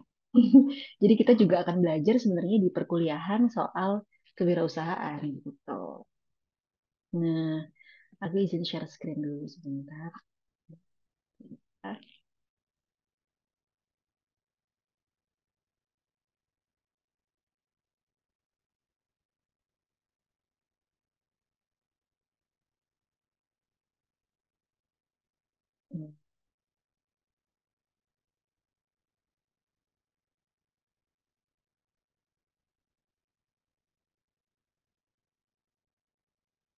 Oke, semoga udah kelihatan ya di sana. Hari ini kita kayak private class ya. Jadi teman-teman bisa manfaatkan nih sepuasnya untuk kita sharing bareng, tanya-tanya, diskusi bareng ya. Oke, bidan berwirausaha. Jadi eh, kita coba langsung. Nah, kalau ngomongin soal bidan itu ya, kalau dari kata data ya, kalau kita cari-cari data nih, sebenarnya bidan tuh berapa orang sih yang udah ada di Indonesia gitu ya. Ternyata banyak banget. Kalau dari katadata.co.id tahun 2022 itu ternyata lulusan bidan itu ada sekitar 300.000 lebih loh teman-teman di Indonesia. Dan banyak artikel yang lain juga menyampaikan bahwa ternyata sebagian besar lulusan kesehatan khususnya kebidanan itu terlokalisasi di Pulau Jawa aja gitu ya. Jadi mungkin kalau kita estimasi 50%-nya aja itu sekitar sekitar 150.000 lulusan bidan di Indonesia itu berebut kursi bekerja di fasilitas kesehatan misalnya di rumah sakit gitu ya atau di klinik-klinik. Kemudian berebut kursi juga di CPNS misalnya ya. Jadi bayangkan berapa jumlah teman-teman kita yang tidak bekerja, tidak memiliki kesempatan untuk bisa menerapkan ilmu kebidanannya kayak gitu. Dan terus kita mikirkan kalau sejumlah ini kan jumlahnya besar banget ya di Indonesia. Terus gimana dengan eh, apa namanya kesejahteraan kesehatan di Indonesia? Nah, mungkin kita paling bisa ngelihat yang paling dominan adalah angka kematian. Angka kematian ibu ternyata kalau dari BPS, Badan Pusat Statistik Indonesia tahun 2020 ini ternyata kita lihat ada penurunan lumayan ya. Dari 2015 305 per 100.000 kelahiran hidup, kemudian turun menjadi 189 gitu di tahun 2020 ya. Tapi ternyata teman-teman baru aja rilis nih beritanya kemarin tanggal 25 ya. Ini tanggal berapa ya? 28. Baru 28 ya ini. Baru rilis kemarin tanggal 25 dari Kemenkes itu ternyata eh, tahun 2022 itu ada 4.000 angka kematian ibu. Tahun 2023 naik banget menjadi 120 orang lebih ya dari tahun sebelumnya. Jadi 2023 itu ada sekitar 4.129 orang angka kematian ibu di Indonesia. Bayangkan ya teman-teman ya. Dan juga ini nggak cuma di ibunya aja, bayinya juga dia memiliki kenaikan yang cukup signifikan di tahun 2023. Ada sekitar 9.000 bayi lebih tinggi dibanding tahun 2022. Wah, luar biasa ya. Dan ini menurut Ibu Daisy, salah satu direktur, kalau nggak salah, direktur Departemen Gizi di Kemenkes bilang bahwa Indonesia ternyata masih tetap keren ya. Maksudnya kerennya adalah keren di bagian yang sepertinya buruk gitu karena dia peringkat kedua tertinggi di ASEAN dalam hal kematian ibu. Waduh, memang luar biasa ya negara Konoha kita ini ya. Jadi kenapa sih kok bisa bidan-bidan itu yang udah banyak lulusannya, tapi kok angka kematian ibunya masih tinggi gitu? Di sini kan berarti masih ada gap ya, teman-teman. Ada celah di mana kok belum bisa menurunkan, belum bisa menaikkan kesejahteraan kesehatan ibu dan anak di Indonesia gitu. Nah, bisa jadi tadi, jadi apa namanya belum ada kesempatan bagi kita teman-teman bidan untuk bisa menerapkan nih ilmunya setelah lulus jadi bidan gitu. Nah, apa namanya? Kita mungkin abis ini kan kita mungkin berkutat dengan Ukom ya teman-teman. Di sini mungkin aku juga pengen tanya deh, ada Kak Alivia sama Kak Mira. Kak Alivia tadi sudah sekarang semester berapa Kak? Atau sudah lulus? Semester 5, Kak. Semester Oh, 6. semester 5. Semester 5 ya, oke. Kemudian D3 ya atau S1? D3, Kak. Oh, D3 berarti sebentar lagi. Oke, terus kemudian Kak Amira mungkin? Semester 6, Kak. Mau masuk semester 6. Oke, ya, jadi udah ada kepikiran mau Ukom ya. Jadi kita habis ini akan berkutat dengan Ukom yang insya Allah mungkin bulan Maret Ukomnya. Nah, kalau misalkan udah lulus Ukom, ini banyak ya sebenarnya yang lulus Ukom 100% gitu. Berarti kita udah kompeten gitu ya. Tapi sayangnya kita nggak ada lahan untuk kita bisa aplikasikan nih ilmu-ilmu kita yang kita pelajari selama kuliah. Itu kan sayang banget gitu ya. Sehingga kita perlu melirik, sehingga banyak bidan dan kita juga perlu ya mengintip, melirik peluang yang lain supaya kita bisa tetap bisa menerapkan ilmu kita gitu. Nah, salah satunya adalah dengan cara berbisnis atau entrepreneur gitu ya. Teman-teman, di sini mungkin Kak Alivia sama Kak Mira mungkin udah ada goals gitu nggak? Ada pengen jadi apa setelah lulus UKOM misalnya? Kak Mira mungkin yang paling deket nih. Ada, Kak. Apa Planning. tuh? Pengen buka kayak baby spa kayak gitu. Fotografer, photoshoot buat bayi. Kayak gitu, Kak. Oke, setelah lulus UKOM ya. Oh, kalau setelah UKOM, apa ya? Paling ikut praktik-praktik ke bidan-bidan kayak gitu, Kak. Nah, tadi yang buka Ngasih baby spa-nya edukasi. berarti rencananya mau apa namanya? Mau dicapai kapan? Kalau sudah mumpuni semuanya. Oh iya, berarti caranya dengan kita apa ya, mengasah kemampuan dengan ikut bidan dulu gitu ya, baru kita bisa buka baby spa gitu mungkin ya Kak Mira ya kalau dari pengalaman aku. Iya, Kak. Oke, terima kasih Kak Mira udah sharing. Kalau Kak Alivia gimana? Ini masih semester 5 sih. Mungkin udah ada keinginan nih ke depannya bakal mau ngapain gitu kalau udah selesai UKOM.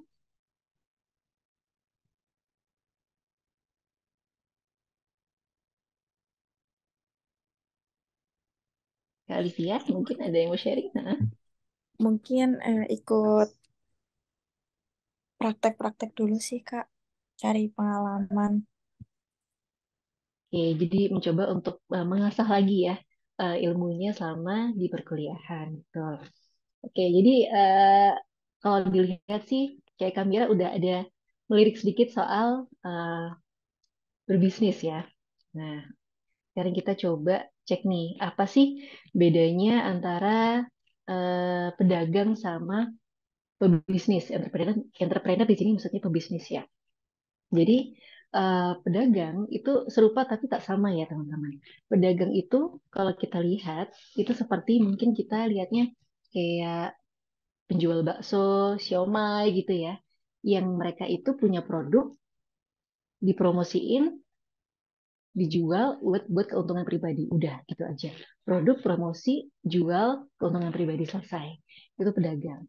Jadi beda sama yang namanya pebisnis. Kalau pebisnis itu kita mikirin growth, mikirin pertumbuhan dari bisnis kita. Jadi nggak cuma stuck tahun pertama itu aja, tapi kita udah mulai mikir nih ke depannya bakal kayak gimana bisnis kita sekarang. Terus kita mulai mikirin soal ekspansi, inovasi gitu ya, dan juga nilai tambah.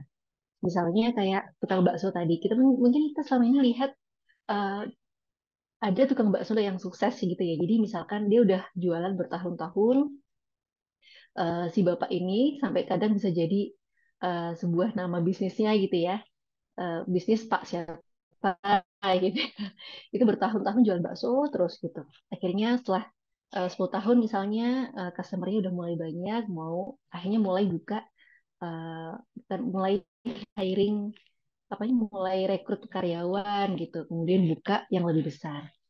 Tapi nggak jarang juga orang-orang yang bukan jarang juga orang yang mulai mikirin buka cabang karena pasti kan butuh resiko yang lebih besar gitu. Nah, tapi di sini pebisnis adalah gimana caranya kita bisa memberikan nilai tambah pada si bakso tadi gitu. Misalnya tadi kan ada bakso jual gitu, udah selesai. Tapi kalau nilai tambah adalah gimana caranya bakso yang harganya ini 5.000 bisa jadi 20.000. Ya, kalau tadi misalkan baksonya awalnya 5.000 kita jual 15.000 selesai. Tapi gimana caranya biar bisa jadi naik lagi harganya menjadi 20.000, 30.000. Mungkin kalau bakso kayak kita bikin apa ya basreng gitu ya misalnya. Jadi eh, di produknya dibuat yang lain yang lebih variatif kayak gitu. Apa namanya harganya bisa lebih meningkat, penjualannya juga bisa makin luas gitu ya. Bisa kan bisa dikirim dengan lebih mudah karena dia produk yang nggak basi karena produk kering kan. Seperti itu. Jadi nilai tambah. Gimana caranya pisang itu kita juga jual cuma pisang dijual kembali, tapi gimana cara kita bikin keripik pisang yang variasi rasanya, gitu, variatif rasanya. Gitu. Jadi pebisnis itu memberikan nilai tambah dan memikirkan pertumbuhan bisnisnya ke depan. Dan bedanya juga, bisnis itu dia nggak cuma untuk mampu mengidentifikasi peluang, mengambil resiko, dan juga dia bisa mengelola sumber daya manusia. Jadi kita bikin sistem gitu ya. Jadi yang untung, yang gede nggak cuma kita aja, tapi juga sejawat kita. Kemudian nanti kalau misalkan punya karyawan, karyawan kita juga gitu. Jadi bedanya di situ. Nah, sebenarnya untuk awal mula ya foundation itu atau fondasi itu dimulai dari diri sendiri. Dimana kita harus kenal dulu nih sama diri kita sendiri. Jadi kita kenalan dulu siapa kita. Kalau orang bilang sih self awareness ya. Kita tahu apa kelebihan kita, tahu kekurangan kita apa, tahu kalau kita mahasiswa tahu cara belajar kita yang efektif itu seperti apa gitu ya. Karena kan tiap orang beda-beda unik gitu. Setelah teman-teman kenal sama diri sendiri, teman-teman mungkin karena sudah di akhir tadi udah mulai kelihatan ya nanti ke depannya aku bakal ngapain. Coba bikin life plans. Jadi rencana hidup yang bisa mengarahkan tujuan hidup teman-teman ke depan gitu. Bikin setahun ke depan aku bakal bakal jadi apa, bakal dapat apa gitu ya. Kemudian 5 tahun ke depan, 10 tahun ke depan juga sama aku bakal jadi apa ya di 5 tahun ke depan, 10 tahun ke depan gitu. Itu namanya kalau kita bahasa kerennya emang visi ya, visi. Kemudian kita bikin lagi, breakdown lagi, bikin misi. Jadi rencana strategisnya apa untuk bisa mendapatkan goals yang tadi teman-teman udah tetapkan. Misalnya setahun ke depan aku pengen, tadi kayak Kak Mira, aku pengen buka baby spa misalnya. berarti visinya apa, misinya apa, rencana strategisnya. Oh, aku mau mengasah kemampuanku di mana, atau aku mau upgrade kemampuanku, skillku dengan mengikuti pelatihan ABC misalnya. Kayak gitu. Itu namanya life plans. Jadi mulai bikin dari sekarang gitu ya, teman-teman. Dan life plans ini bukan berarti kaku ya, tapi bisa adaptif gitu ya. Bisa berubah, tapi tetap bisa sesuai jalur gitu. Mungkin cerita sedikit ya, kalaupun saya juga sama, jadi dulu punya life plans yang sepertinya udah jelas banget, tapi karena menikah, kemudian punya anak, terus jauh dari keluarga, sehingga eh, lambat gitu. Mungkin nyampe ke goalsnya itu mungkin lambat, cukup sangat lambat kalau saya bilang, nah. Tapi nggak apa-apa, itu adalah sebuah proses dan pembelajaran gitu. Jadi nggak usah takut teman-teman, selama prosesnya itu selalu memberikan banyak kebaikan buat diri teman-teman, buat keluarga, it's okay, nikmati aja. Ya. Nah, setelah bikin life plans, teman-teman tadi udah tercetus nih bikin, kayaknya aku pengen punya A gitu, punya bisnis A. Nah, terus dicek lagi, ditanya lagi, kenapa kamu pengen punya bisnis itu? Gitu. Nah, kalau kita lihat di gambar sebelahnya, itu kenapa sih orang-orang tuh pada pengen jadi entrepreneur gitu ya? Yang pertama ada, aku tuh aku nggak bisa kalau punya bos gitu. Maksudnya ada orang-orang yang beliau itu dominan sehingga mungkin merasa pendapatnya kuat, sehingga kalau punya bos tuh merasa kurang dihargai gitu, sehingga dia pengen mencari sesuatu pekerjaan yang dia bisa explore sendiri gitu ada.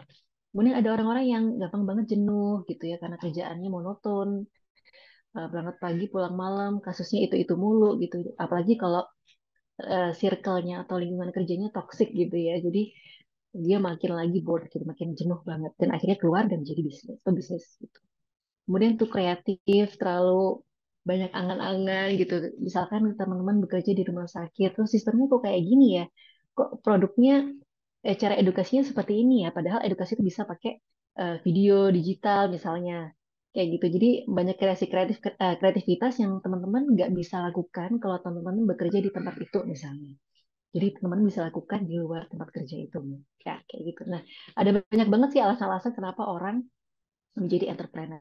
Nah, itu teman-teman gali dari masing-masing diri teman-teman supaya kita bisa memperkuat fondasi kita dalam berbisnis.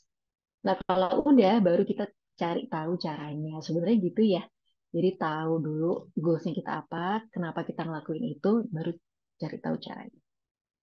Tuh. Nah,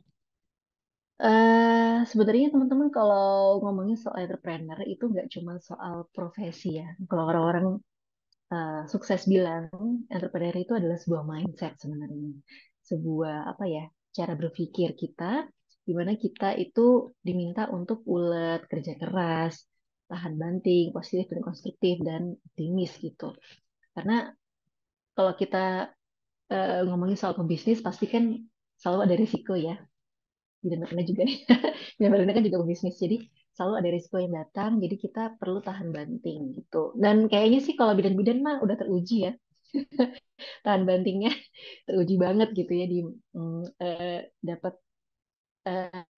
apa namanya ya, julitan dari atasan gitu ya, julitan dari teman sejawat, dari apalagi dari masyarakat gitu ya. Kita harus tahan banting.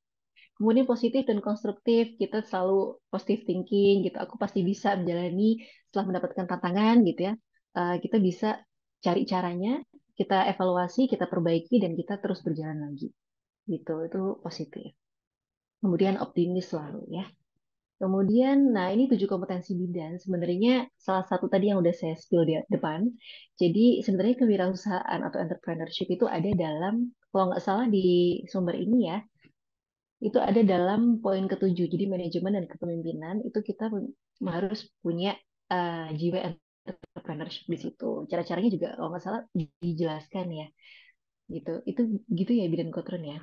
Karena Bidan Kotron teman-teman juga adalah seorang dosen ya. Jadi juga belajar kayak lebih paham soal kurikulum bidan ini sekarang gitu. Jadi wirausahaan juga tetap perlu kita pelajari dari sekarang. Nah, manfaatnya apa sih kalau kita menjadi midwife trainer ya?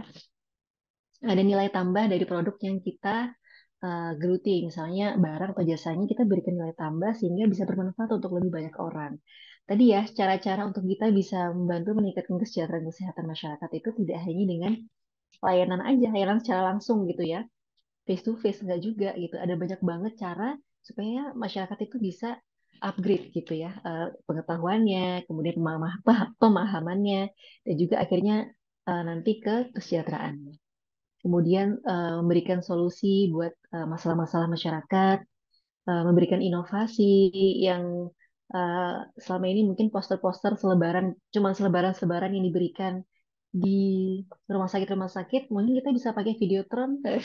Ya, sekarang zaman saya lagi viral soal Videotron ya teman-teman. Pakai Videotron gitu, wah di apa jalan-jalan protokol soal uh, bahaya merokok misalnya, merokok itu perokok pasif dan aktif tuh kayak gimana, itu keren banget kayaknya ya, langsung kayak masuk ke masyarakat ya tuh, wah ini keinget banget. Jadi kepikiran ya salah Videotron. Terus soal mempermudah akses, nah ini juga bisa membantu masyarakat mendapatkan solusi di atas kebutuhannya. Kemudian buka peluang kerja tentunya ya, kita bisa bantu teman-teman kita, sejawat kita untuk juga sama-sama maju ke depan. Oke, nah ini contoh bisnis teman-teman. Jadi sebenarnya bisnis di kebidanan tuh banyak banget ya. Cuman perlu kita gali lagi apakah kita bisa terjun di situ atau enggak gitu. Nah, eh, produk itu ada dua. Maaf ini tuh harusnya barang ya. Ada barang dan juga jasa. Nah, barang mungkin yang selama ini yang saya tahu teman-teman bisa tambahkan sendiri ya. Itu ada catering nih, misalnya catering Bumil. Nah, kalau Bumil-Bumil tadi yang udah disebutin sama Kak Potrun tadi, Bumil-Bumil yang mungkin memiliki hipertensi gitu ya, sehingga dia punya keterbatasan dalam hal makanan dan minuman, punya diabetes juga, kemudian hipotiroid, eh, apa ya punya degeneratif ya, jantung dan sebagainya. Mungkin dia perlu makanan-makanan khusus nih. Nah, teman-teman sediakan di situ misalnya. Terus Bu Sui bingung soal anaknya, anakku alergi nih. Jadi nggak bisa makan produk susu gitu. Nggak bisa makan seafood. Aku bingung deh mau makan apa. Akhirnya asinya drop karena dia bingung mau makan apa. Itu banyak yang kayak gitu. Jadi teman-teman bisa menyediakan itu. MPASI ini udah banyak banget. Jadi MPASI, frozen food MPASI sekarang lagi booming juga karena ibu-ibunya pada bekerja, nggak sempat masak, akhirnya bikin catering MPASI. Makanya bisa. Nah, ini buat teman-teman yang suka masak ya. Nah, saya enggak sih. Kemudian ke rajut. Nah, ini buat bidan Marlina sih ya. Nanti begini bisa ngobrol soal, lebih lanjut soal rajut merajut. Nah, bisnis bidan Marlina juga soal rajut ya. Jadi kita bisa menyediakan produk-produk yang menjadi alat peraga untuk teman-teman kita beredukasi, memberikan edukasi atau kelas-kelas itu bisa. Elvis, ada juga teman-teman kemarin tuh bikinnya kayak saya juga punya kayak payudara rajut, rajut payudara itu, terus bayi, apa namanya, vagina gitu macam-macam, dan itu bisa jadi ide bisnis yang luar biasa. Terus kalender menstruasi, jurnal kehamilan teman-teman juga pernah tahu kan. Terus sekarang worksheet juga penting banget buat ibu-ibu yang sekarang milih homeschooling dibanding sekolah di luar. Jadi worksheet untuk tumbuh kembang anak juga bisa nih teman-teman terapkan di sini. Jasa, nah jasa mother and baby care seperti yang tadi Kak Amira sampaikan, kelas-kelas edukasi, sewa mainan atau alat-alat kebutuhan, misalnya pompa ASI, kayak gitu-gitu ya. Bumil Jimbol tuh teman saya juga ada bidan dia nyewain Jimbol. Sama kalau nggak salah kayak apa sih? Sabuk hamil yang ada suaranya itu. Apa ya namanya? Pokoknya yang bikin pinter tuh loh, ada kayak sabuk hamil gitu. Lupa saya. Itu juga lumayan apa namanya? Berjalan sampai sekarang. Terus klinik ya yang gede-gede, daycare mungkin, ada juga startup. Nah, kayak Ingenio nih, startup Indonesia, Masya Allah ya. Startup juga. Atau mungkin bikin website dengan layanan terintegrasi. Nah, ini mungkin salah satu logo-logo yang sering kita lihat gitu ya. Ada logo-logo yang lokal dan internasional. Halodoc, teman-teman pasti juga udah tahu, Mam Enjo. Kemudian tentang anak juga yang terbaru ya, soal apa namanya aplikasi tumbuh kembang anak. Kemudian Motherly dan juga Baby Center. Baby Center ini kalau nggak salah basicnya di UK, lokasinya. Kemudian Motherly ini kalau nggak salah di Amerika ya, kalau nggak salah ya. Nah, itu juga memberikan layanan edukasi dan juga kelas-kelas. Itu juga bisa kan, melirik ke sana. Nah, sekarang lebih lanjut ke ngomongin soal bisnis plan. Kalau ada pertanyaan bisa boleh langsung tanya aja atau nanti aja ya Kak Marlina. Monggo, terserah sama Oh Kak. iya. Nanti kalau misalkan ada yang mau nanya langsung tanya aja ya, boleh di chat atau mau raise hand juga boleh, on mic aja. Insya Allah masih terkondisikan nih kalau on mic ya. Takutnya lupa. Nah, jadi kalau ngomongin soal bisnis, itu bisnis tadi beda ya sama dagang biasa ya. Bisnis itu adalah kita bikin sistem atau organisasi. Dimana sebenarnya banyak banget ya teman-teman bisnismen itu kayak Canvas, terus bikin bisnis apa proposal bisnis yang lengkap kayak gitu, itu macam-macam. Tapi kalau boleh ditampatin lagi, sebenarnya bisnis itu cuma butuh tiga: produk, marketing, dan operation. Produk, barang atau jasa yang kita punya. Marketing, gimana caranya biar produk itu nyampe ke masyarakat. Operation, gimana caranya produk itu terus dibikin dan dijual kembali. Gitu aja sih sebenarnya. Dan usahakan planningnya seminimal mungkin. Jadi teman-teman nggak perlu bingung bikin proposal bisnis plan untuk bisa jalanin bisnis. Nggak perlu nunggu modal gede untuk bisa bikin bisnis gitu ya. Enggak. Jadi planning seminimal mungkin supaya tetap teman-teman bisa langsung jalan sehingga segera dapat feedback dari customer, kemudian dievaluasi dan diperbaiki. Kalau orang bilang mah learning by doing gitu ya. Jadi sambil kita terus belajar dan ekspansi bisnisnya. Itu tadi yang pertama kita ngomongin soal fondasi foundation ya. Terus yang kedua kita ngomongin soal bisnis idea. Nah ini juga jadi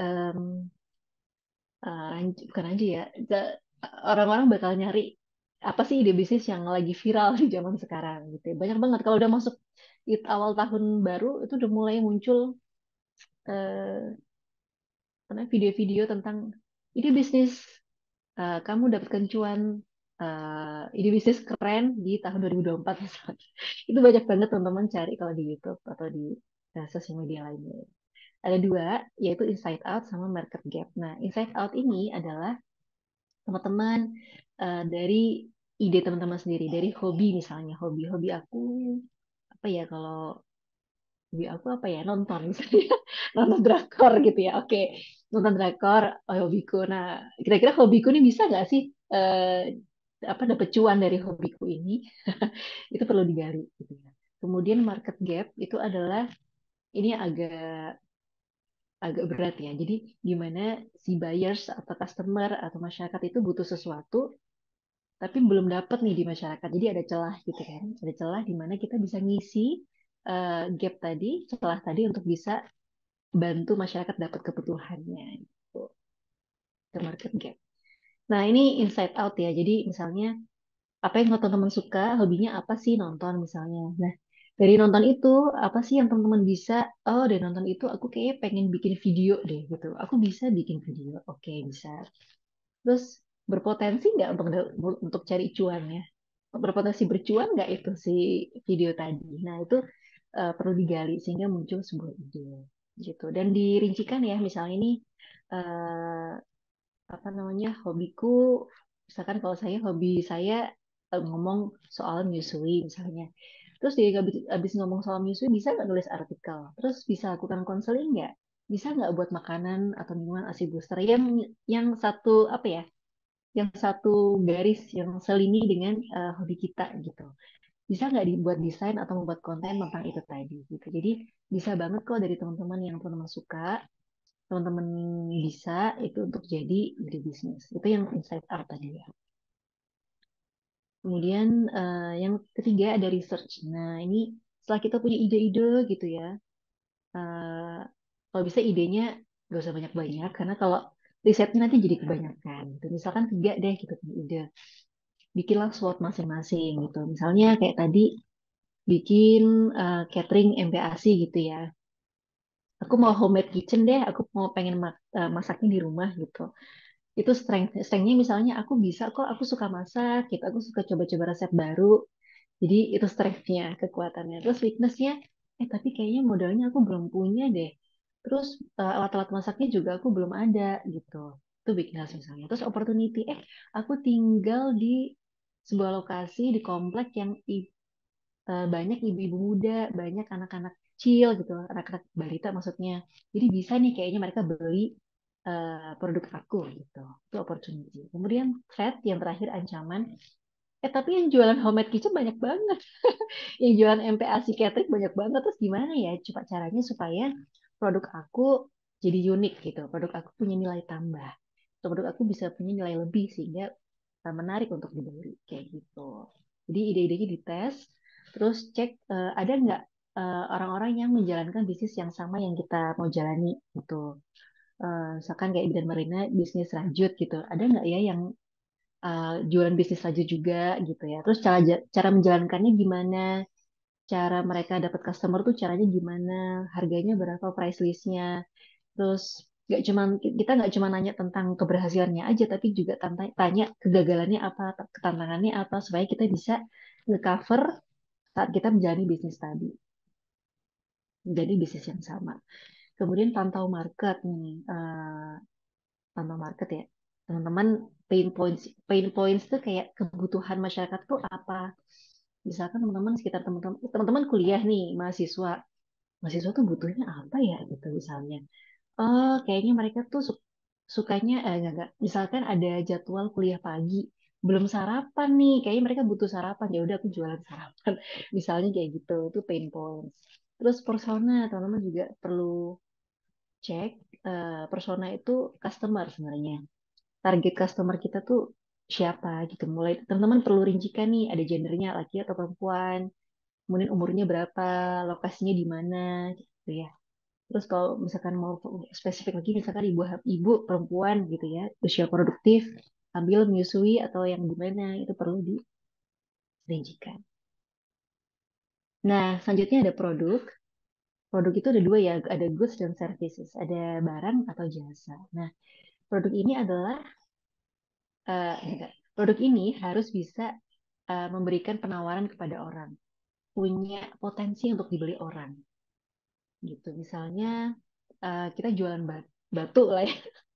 Jualan batu, ada nggak orang yang jual beli batu? Ya mungkin saja ada gitu ya. Kita jual tanah untuk buat tanaman. Ada nggak ya yang mau beli tanah? Ada gitu. Orang-orang sekarang di kota, ini di apartemen, mereka butuh tanah untuk bikin vertical garden misalnya. Jadi setidaknya ada potensi untuk barang yang kita jual, untuk produk yang kita jual gitu ya. Terus kita juga perlu perhatikan unit economics atau kayak maksudnya harganya sih ya. Harga ini profit nggak ya gitu. Misalnya kita mau jualan buku di e-commerce harganya 20.000. Terus kita dari supplier harganya 15.000. Jadi marginnya, eh, keuntungannya itu 5.000.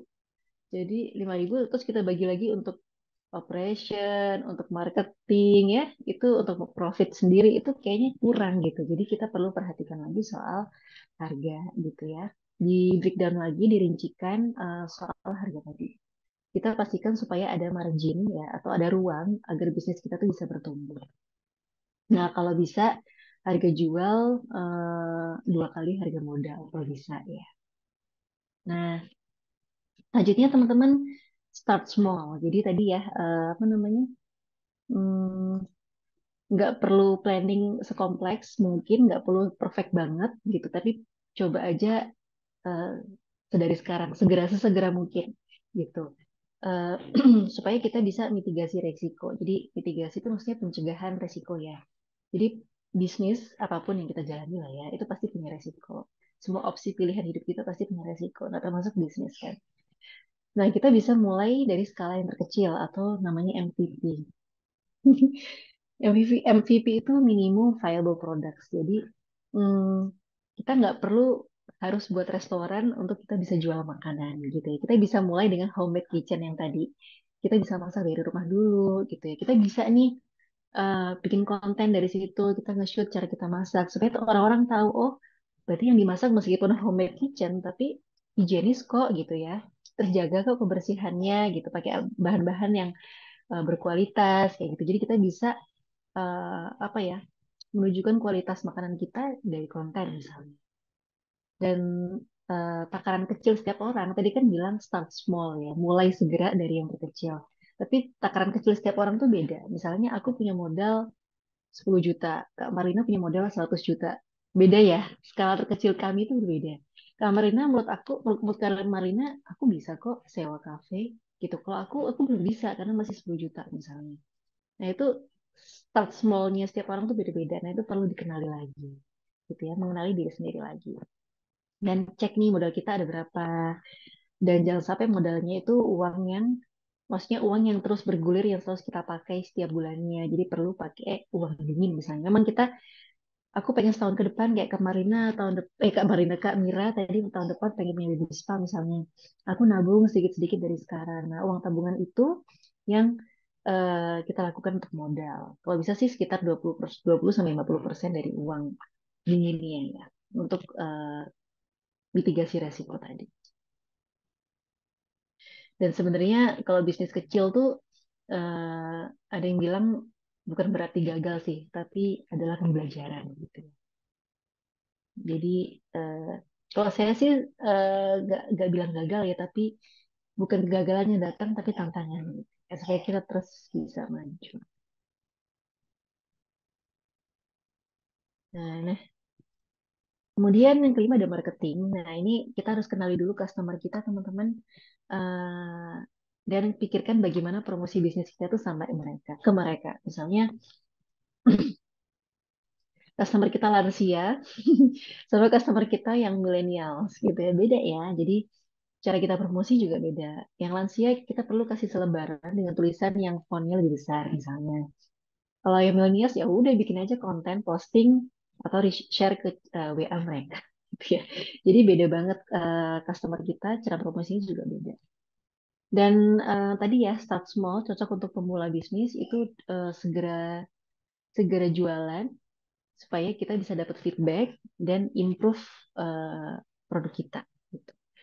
Nah, kalau dibagi sebenarnya marketing tuh ada dua, ada inbound sama outbound. Gak usah dipikirin soal namanya, tapi caranya aja. Nah, inbound tuh maksudnya eh, kita tuh menarik customer dengan cara kita memanfaatkan sosial media yang kayak udah ada, Instagram, TikTok, Facebook, WhatsApp gitu ya. Kita beriklan, kita posting konten gitu ya, posting promosi di sosial media kita. Nah, semakin sering kita promosi, otomatis netizen gitu bakal eh, menarik ya. Posting kita tuh postingan kita akan menarik netizen yang cocok dengan kebutuhan mereka kan. Gitu itu inbound. Kalau outbound kita jemput bola. Jadi kita lebih ke memanfaatkan customer engagement. Misalnya kita berikan email-email gitu teman-teman. Misalnya teman-teman punya grup gitu ya, grup mahasiswa bidan itu kelas A, B, C gitu. Ya udah teman-teman ini aja bikin broadcast aja satu-satu gitu. Teman-teman aku habis bikin puding loh, puding sehat atau habis bikin minuman sehat nih. Healthy drink gitu, cobain ya gitu. Chat aja satu-satu broadcast itu jemput bola ya. Atau datang ke event-event. Tuh, misalnya kalau kebidanan mungkin hmm, mom mom and baby expo gitu bisa ya. Kemudian operation. Nah, ini setelah tadi udah punya produk, terus habis itu kita jualin. Nah, operation ini gimana caranya kita bisa maintain, bisa bisnis ini tetap bisa berjalan gitu. Jadi caranya kita harus bikin sistem kan, gitu. Nah, sistemnya gimana ya biar bisa jalan? Misalkan kita manfaatkan bikin link, bikin katalognya via website sehingga nanti inventory atau apa namanya gudang gudang barang kita tuh langsung eh, tersinkronize gitu teman-teman sama pembelian gitu ya kayak e-commerce Shopee Tokped juga bisa gitu. Nah kita perlu bikin sistem di situ, itu sistem digital, tapi bisa juga kita hiring orang kalau teman-teman sudah ada modal untuk itu, jadi bisa rekrut karyawan juga. Nah, sebenarnya operation itu awal mulainya dengan caranya mencatat uang keluar dan masuk. Itu sih yang perlu kita latih dari sekarang. Kemudian pisahkan rekening ya antara bisnis dan sehari-hari dan juga pelajari customer journey. Pelajari klien kita. Misalnya klien kita itu tadi ya milenial, berarti dia kayaknya gampangnya ngeklik nih.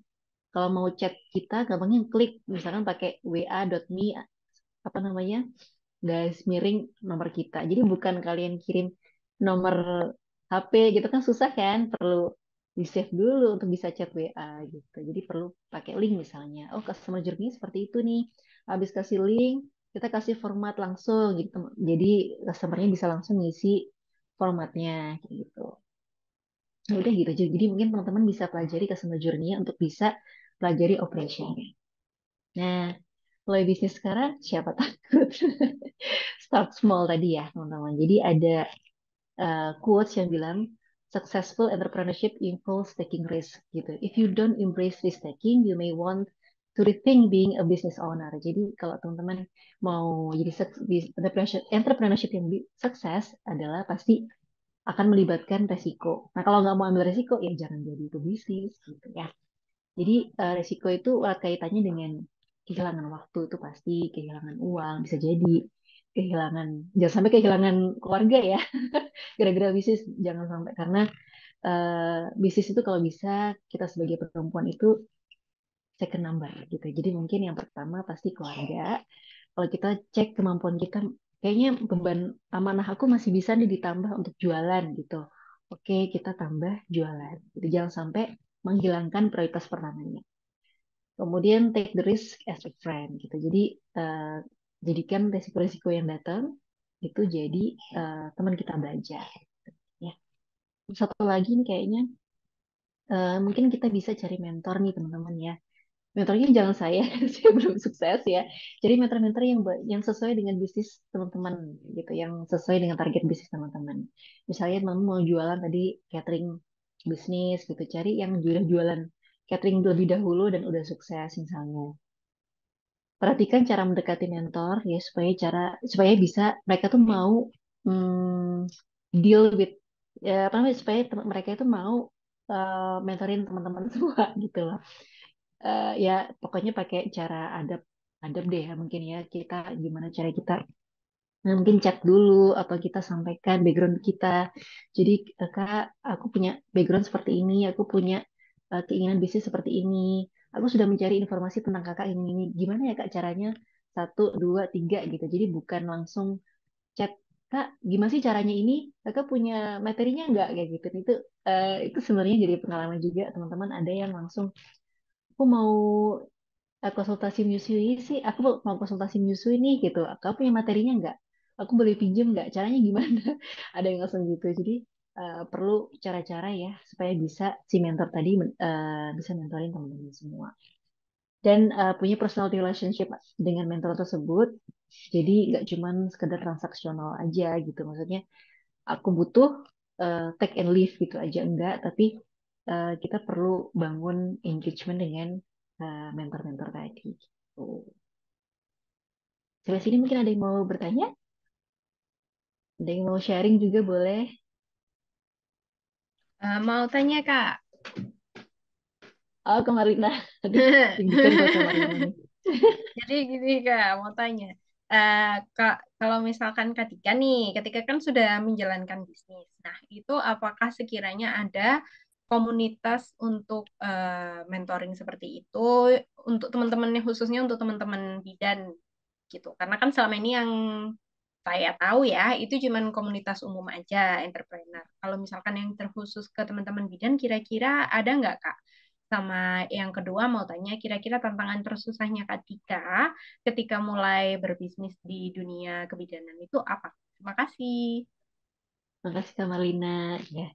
Jadi untuk yang komunitas itu saya pun juga komunitasnya lebih ke jadi misalnya teman-teman habis pelatihan, kalau saya kan konselor menyusui misalnya ya, habis pelatihan konselor menyusui, nah itu mungkin itu sih komunitasnya Kak Marina, lebih ke Hmm. situ. Jadi kita bahas diskusi soal kasus-kasus gitu. Jadi bukan gimana caranya bangun bisnisnya. Hmm. Kemudian kalau bangun bisnis ada juga sih komunitas yang dibangun teman juga.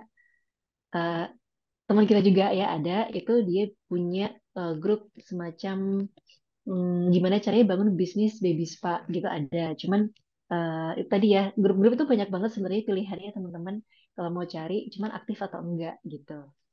Terus ada juga komunitas bikin konten kayak gitu sih mungkin Mbak Marina jadi nggak fokus eh, bisnis kayak misalkan kayak aku just saat mother and baby care, terus continue gitu jarang gitu. Jadi biasanya sih alumni-alumni dari pelatihan sih. Gitu. Nah di situ tuh ada mentornya kan, nah itu kita bisa deketin mentornya itu kemarin. Tadi yang kedua, oh tantangan ya. Kalau tantangan, nah untuk sebenarnya tadi udah di spill ya kalau bahwa goal saya itu cukup lambat untuk sampai ke visi visi saya ke depan sebenarnya. Tantangannya lebih ke keluarga sih Kak Marlina kalau saya ya, karena eh, prioritas utama tetap keluarga, anak gitu. Di sini mau menjalankan bisnis itu sulit gitu untuk waktunya. Jadi masih ngurus rumah, anak, suami, gak ada bantuan sama sekali gitu sehingga kita disulit untuk menjalankan bisnis itu. Nah, sekarang gimana caranya bisnis itu tetap bisa survive? eh Terus kalau saya sih cari celahnya dengan bermitra ya, bermitra bidan, supaya tetap bisa jalan sih bisnisnya. Atau kita atur waktu untuk bikin konten, atur waktu untuk bisa engagement, customer engagement, sama paling sering sih balas-balas apa namanya konsulan dari pasien gitu sih. Mungkin lebih ke sisi waktu sama prioritas. Tuh. Oke, jadi harus lebih pintar atur waktu ya, apalagi kalau sudah ibu rumah tangga juga dengan 2 anak ya, Mbak ya. Ya, Oke, terima kasih Katika, materinya sangat luar biasa, bekal buat sama-sama. teman-teman ini ya.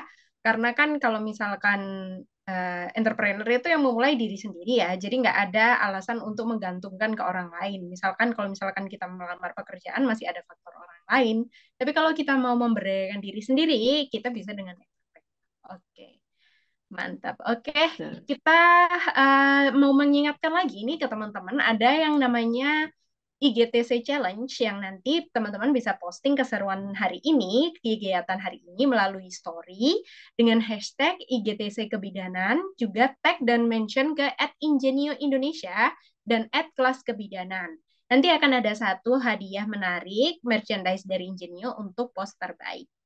Oke, ini ada mau aku sharing sedikit tentang jadwal UKOM nih untuk tahun ini. Kan ini teman-teman nih, sorry, yang tadi itu kan tadi ada yang semester 5 berarti masuk ini nanti kan semester 6 ya, bersamaan dengan yang tadi semester 6 berarti ini peralihan mau jadi apa namanya mahasiswa tingkat akhir, mungkin lagi sibuk-sibuknya KTI ya, atau pokoknya tugas akhirnya teman-teman masing-masing.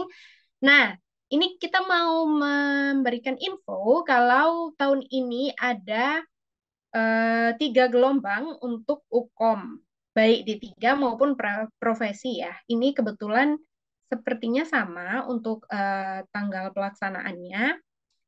Kebanyakan biasanya nanti yang ramai ada di tanggal 24 Juli dan juga September di periode 2 ini.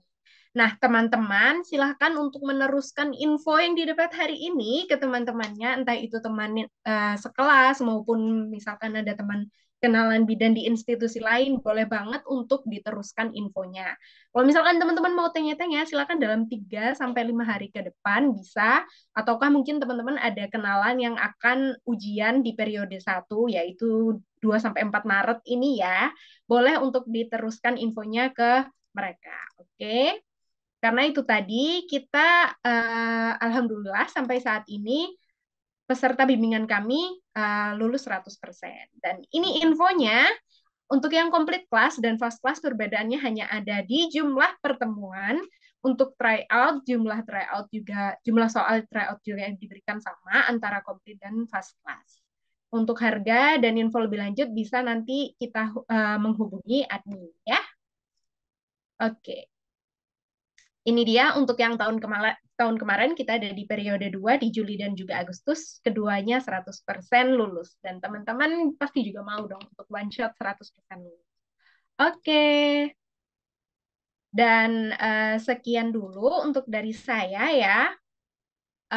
Bagi teman-teman itu tadi, kalau misalkan mau sharing tentang atau mau tanya-tanya kira-kira ada program apa lagi sih Kak? Kita juga lagi mau buka nih untuk bimbingan skripsi atau tugas akhir teman-teman. Kalau misalkan ada yang tertarik, boleh tanya-tanya ke kita. Dan untuk akhir kata, sebelum kita menutup, mari kita berdoa terlebih dahulu. Berdoa dipersilakan.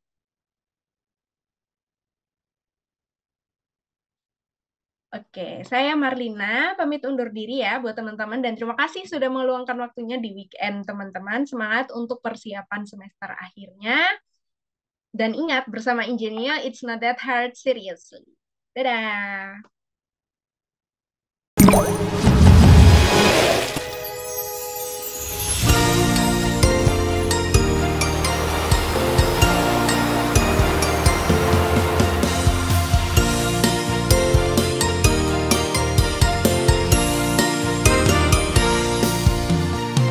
Melangkah terus ke depan, warnai dunia pendidikan kesehatan, belajar sepenuh jiwa, penuh komitmen integritas, tetap bergandengan tangan, bahu membahu, bersama Ingenio kita wujudkan impian, ciptakan tenaga medis yang hebat dan profesional, miliki hati nurani dan jiwa sosial, Ingenio Indonesia.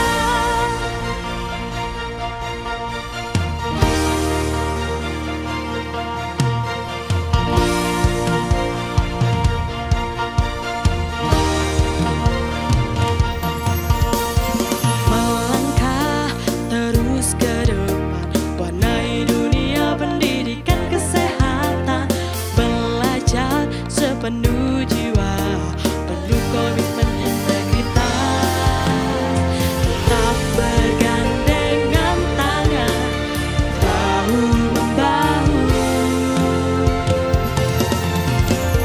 bersama Ingenio kita wujudkan impian, ciptakan tenaga medis yang hebat dan profesional, miliki hati nurani dan jiwa sosial, Ingenio Indonesia. It's not that hard, seriously.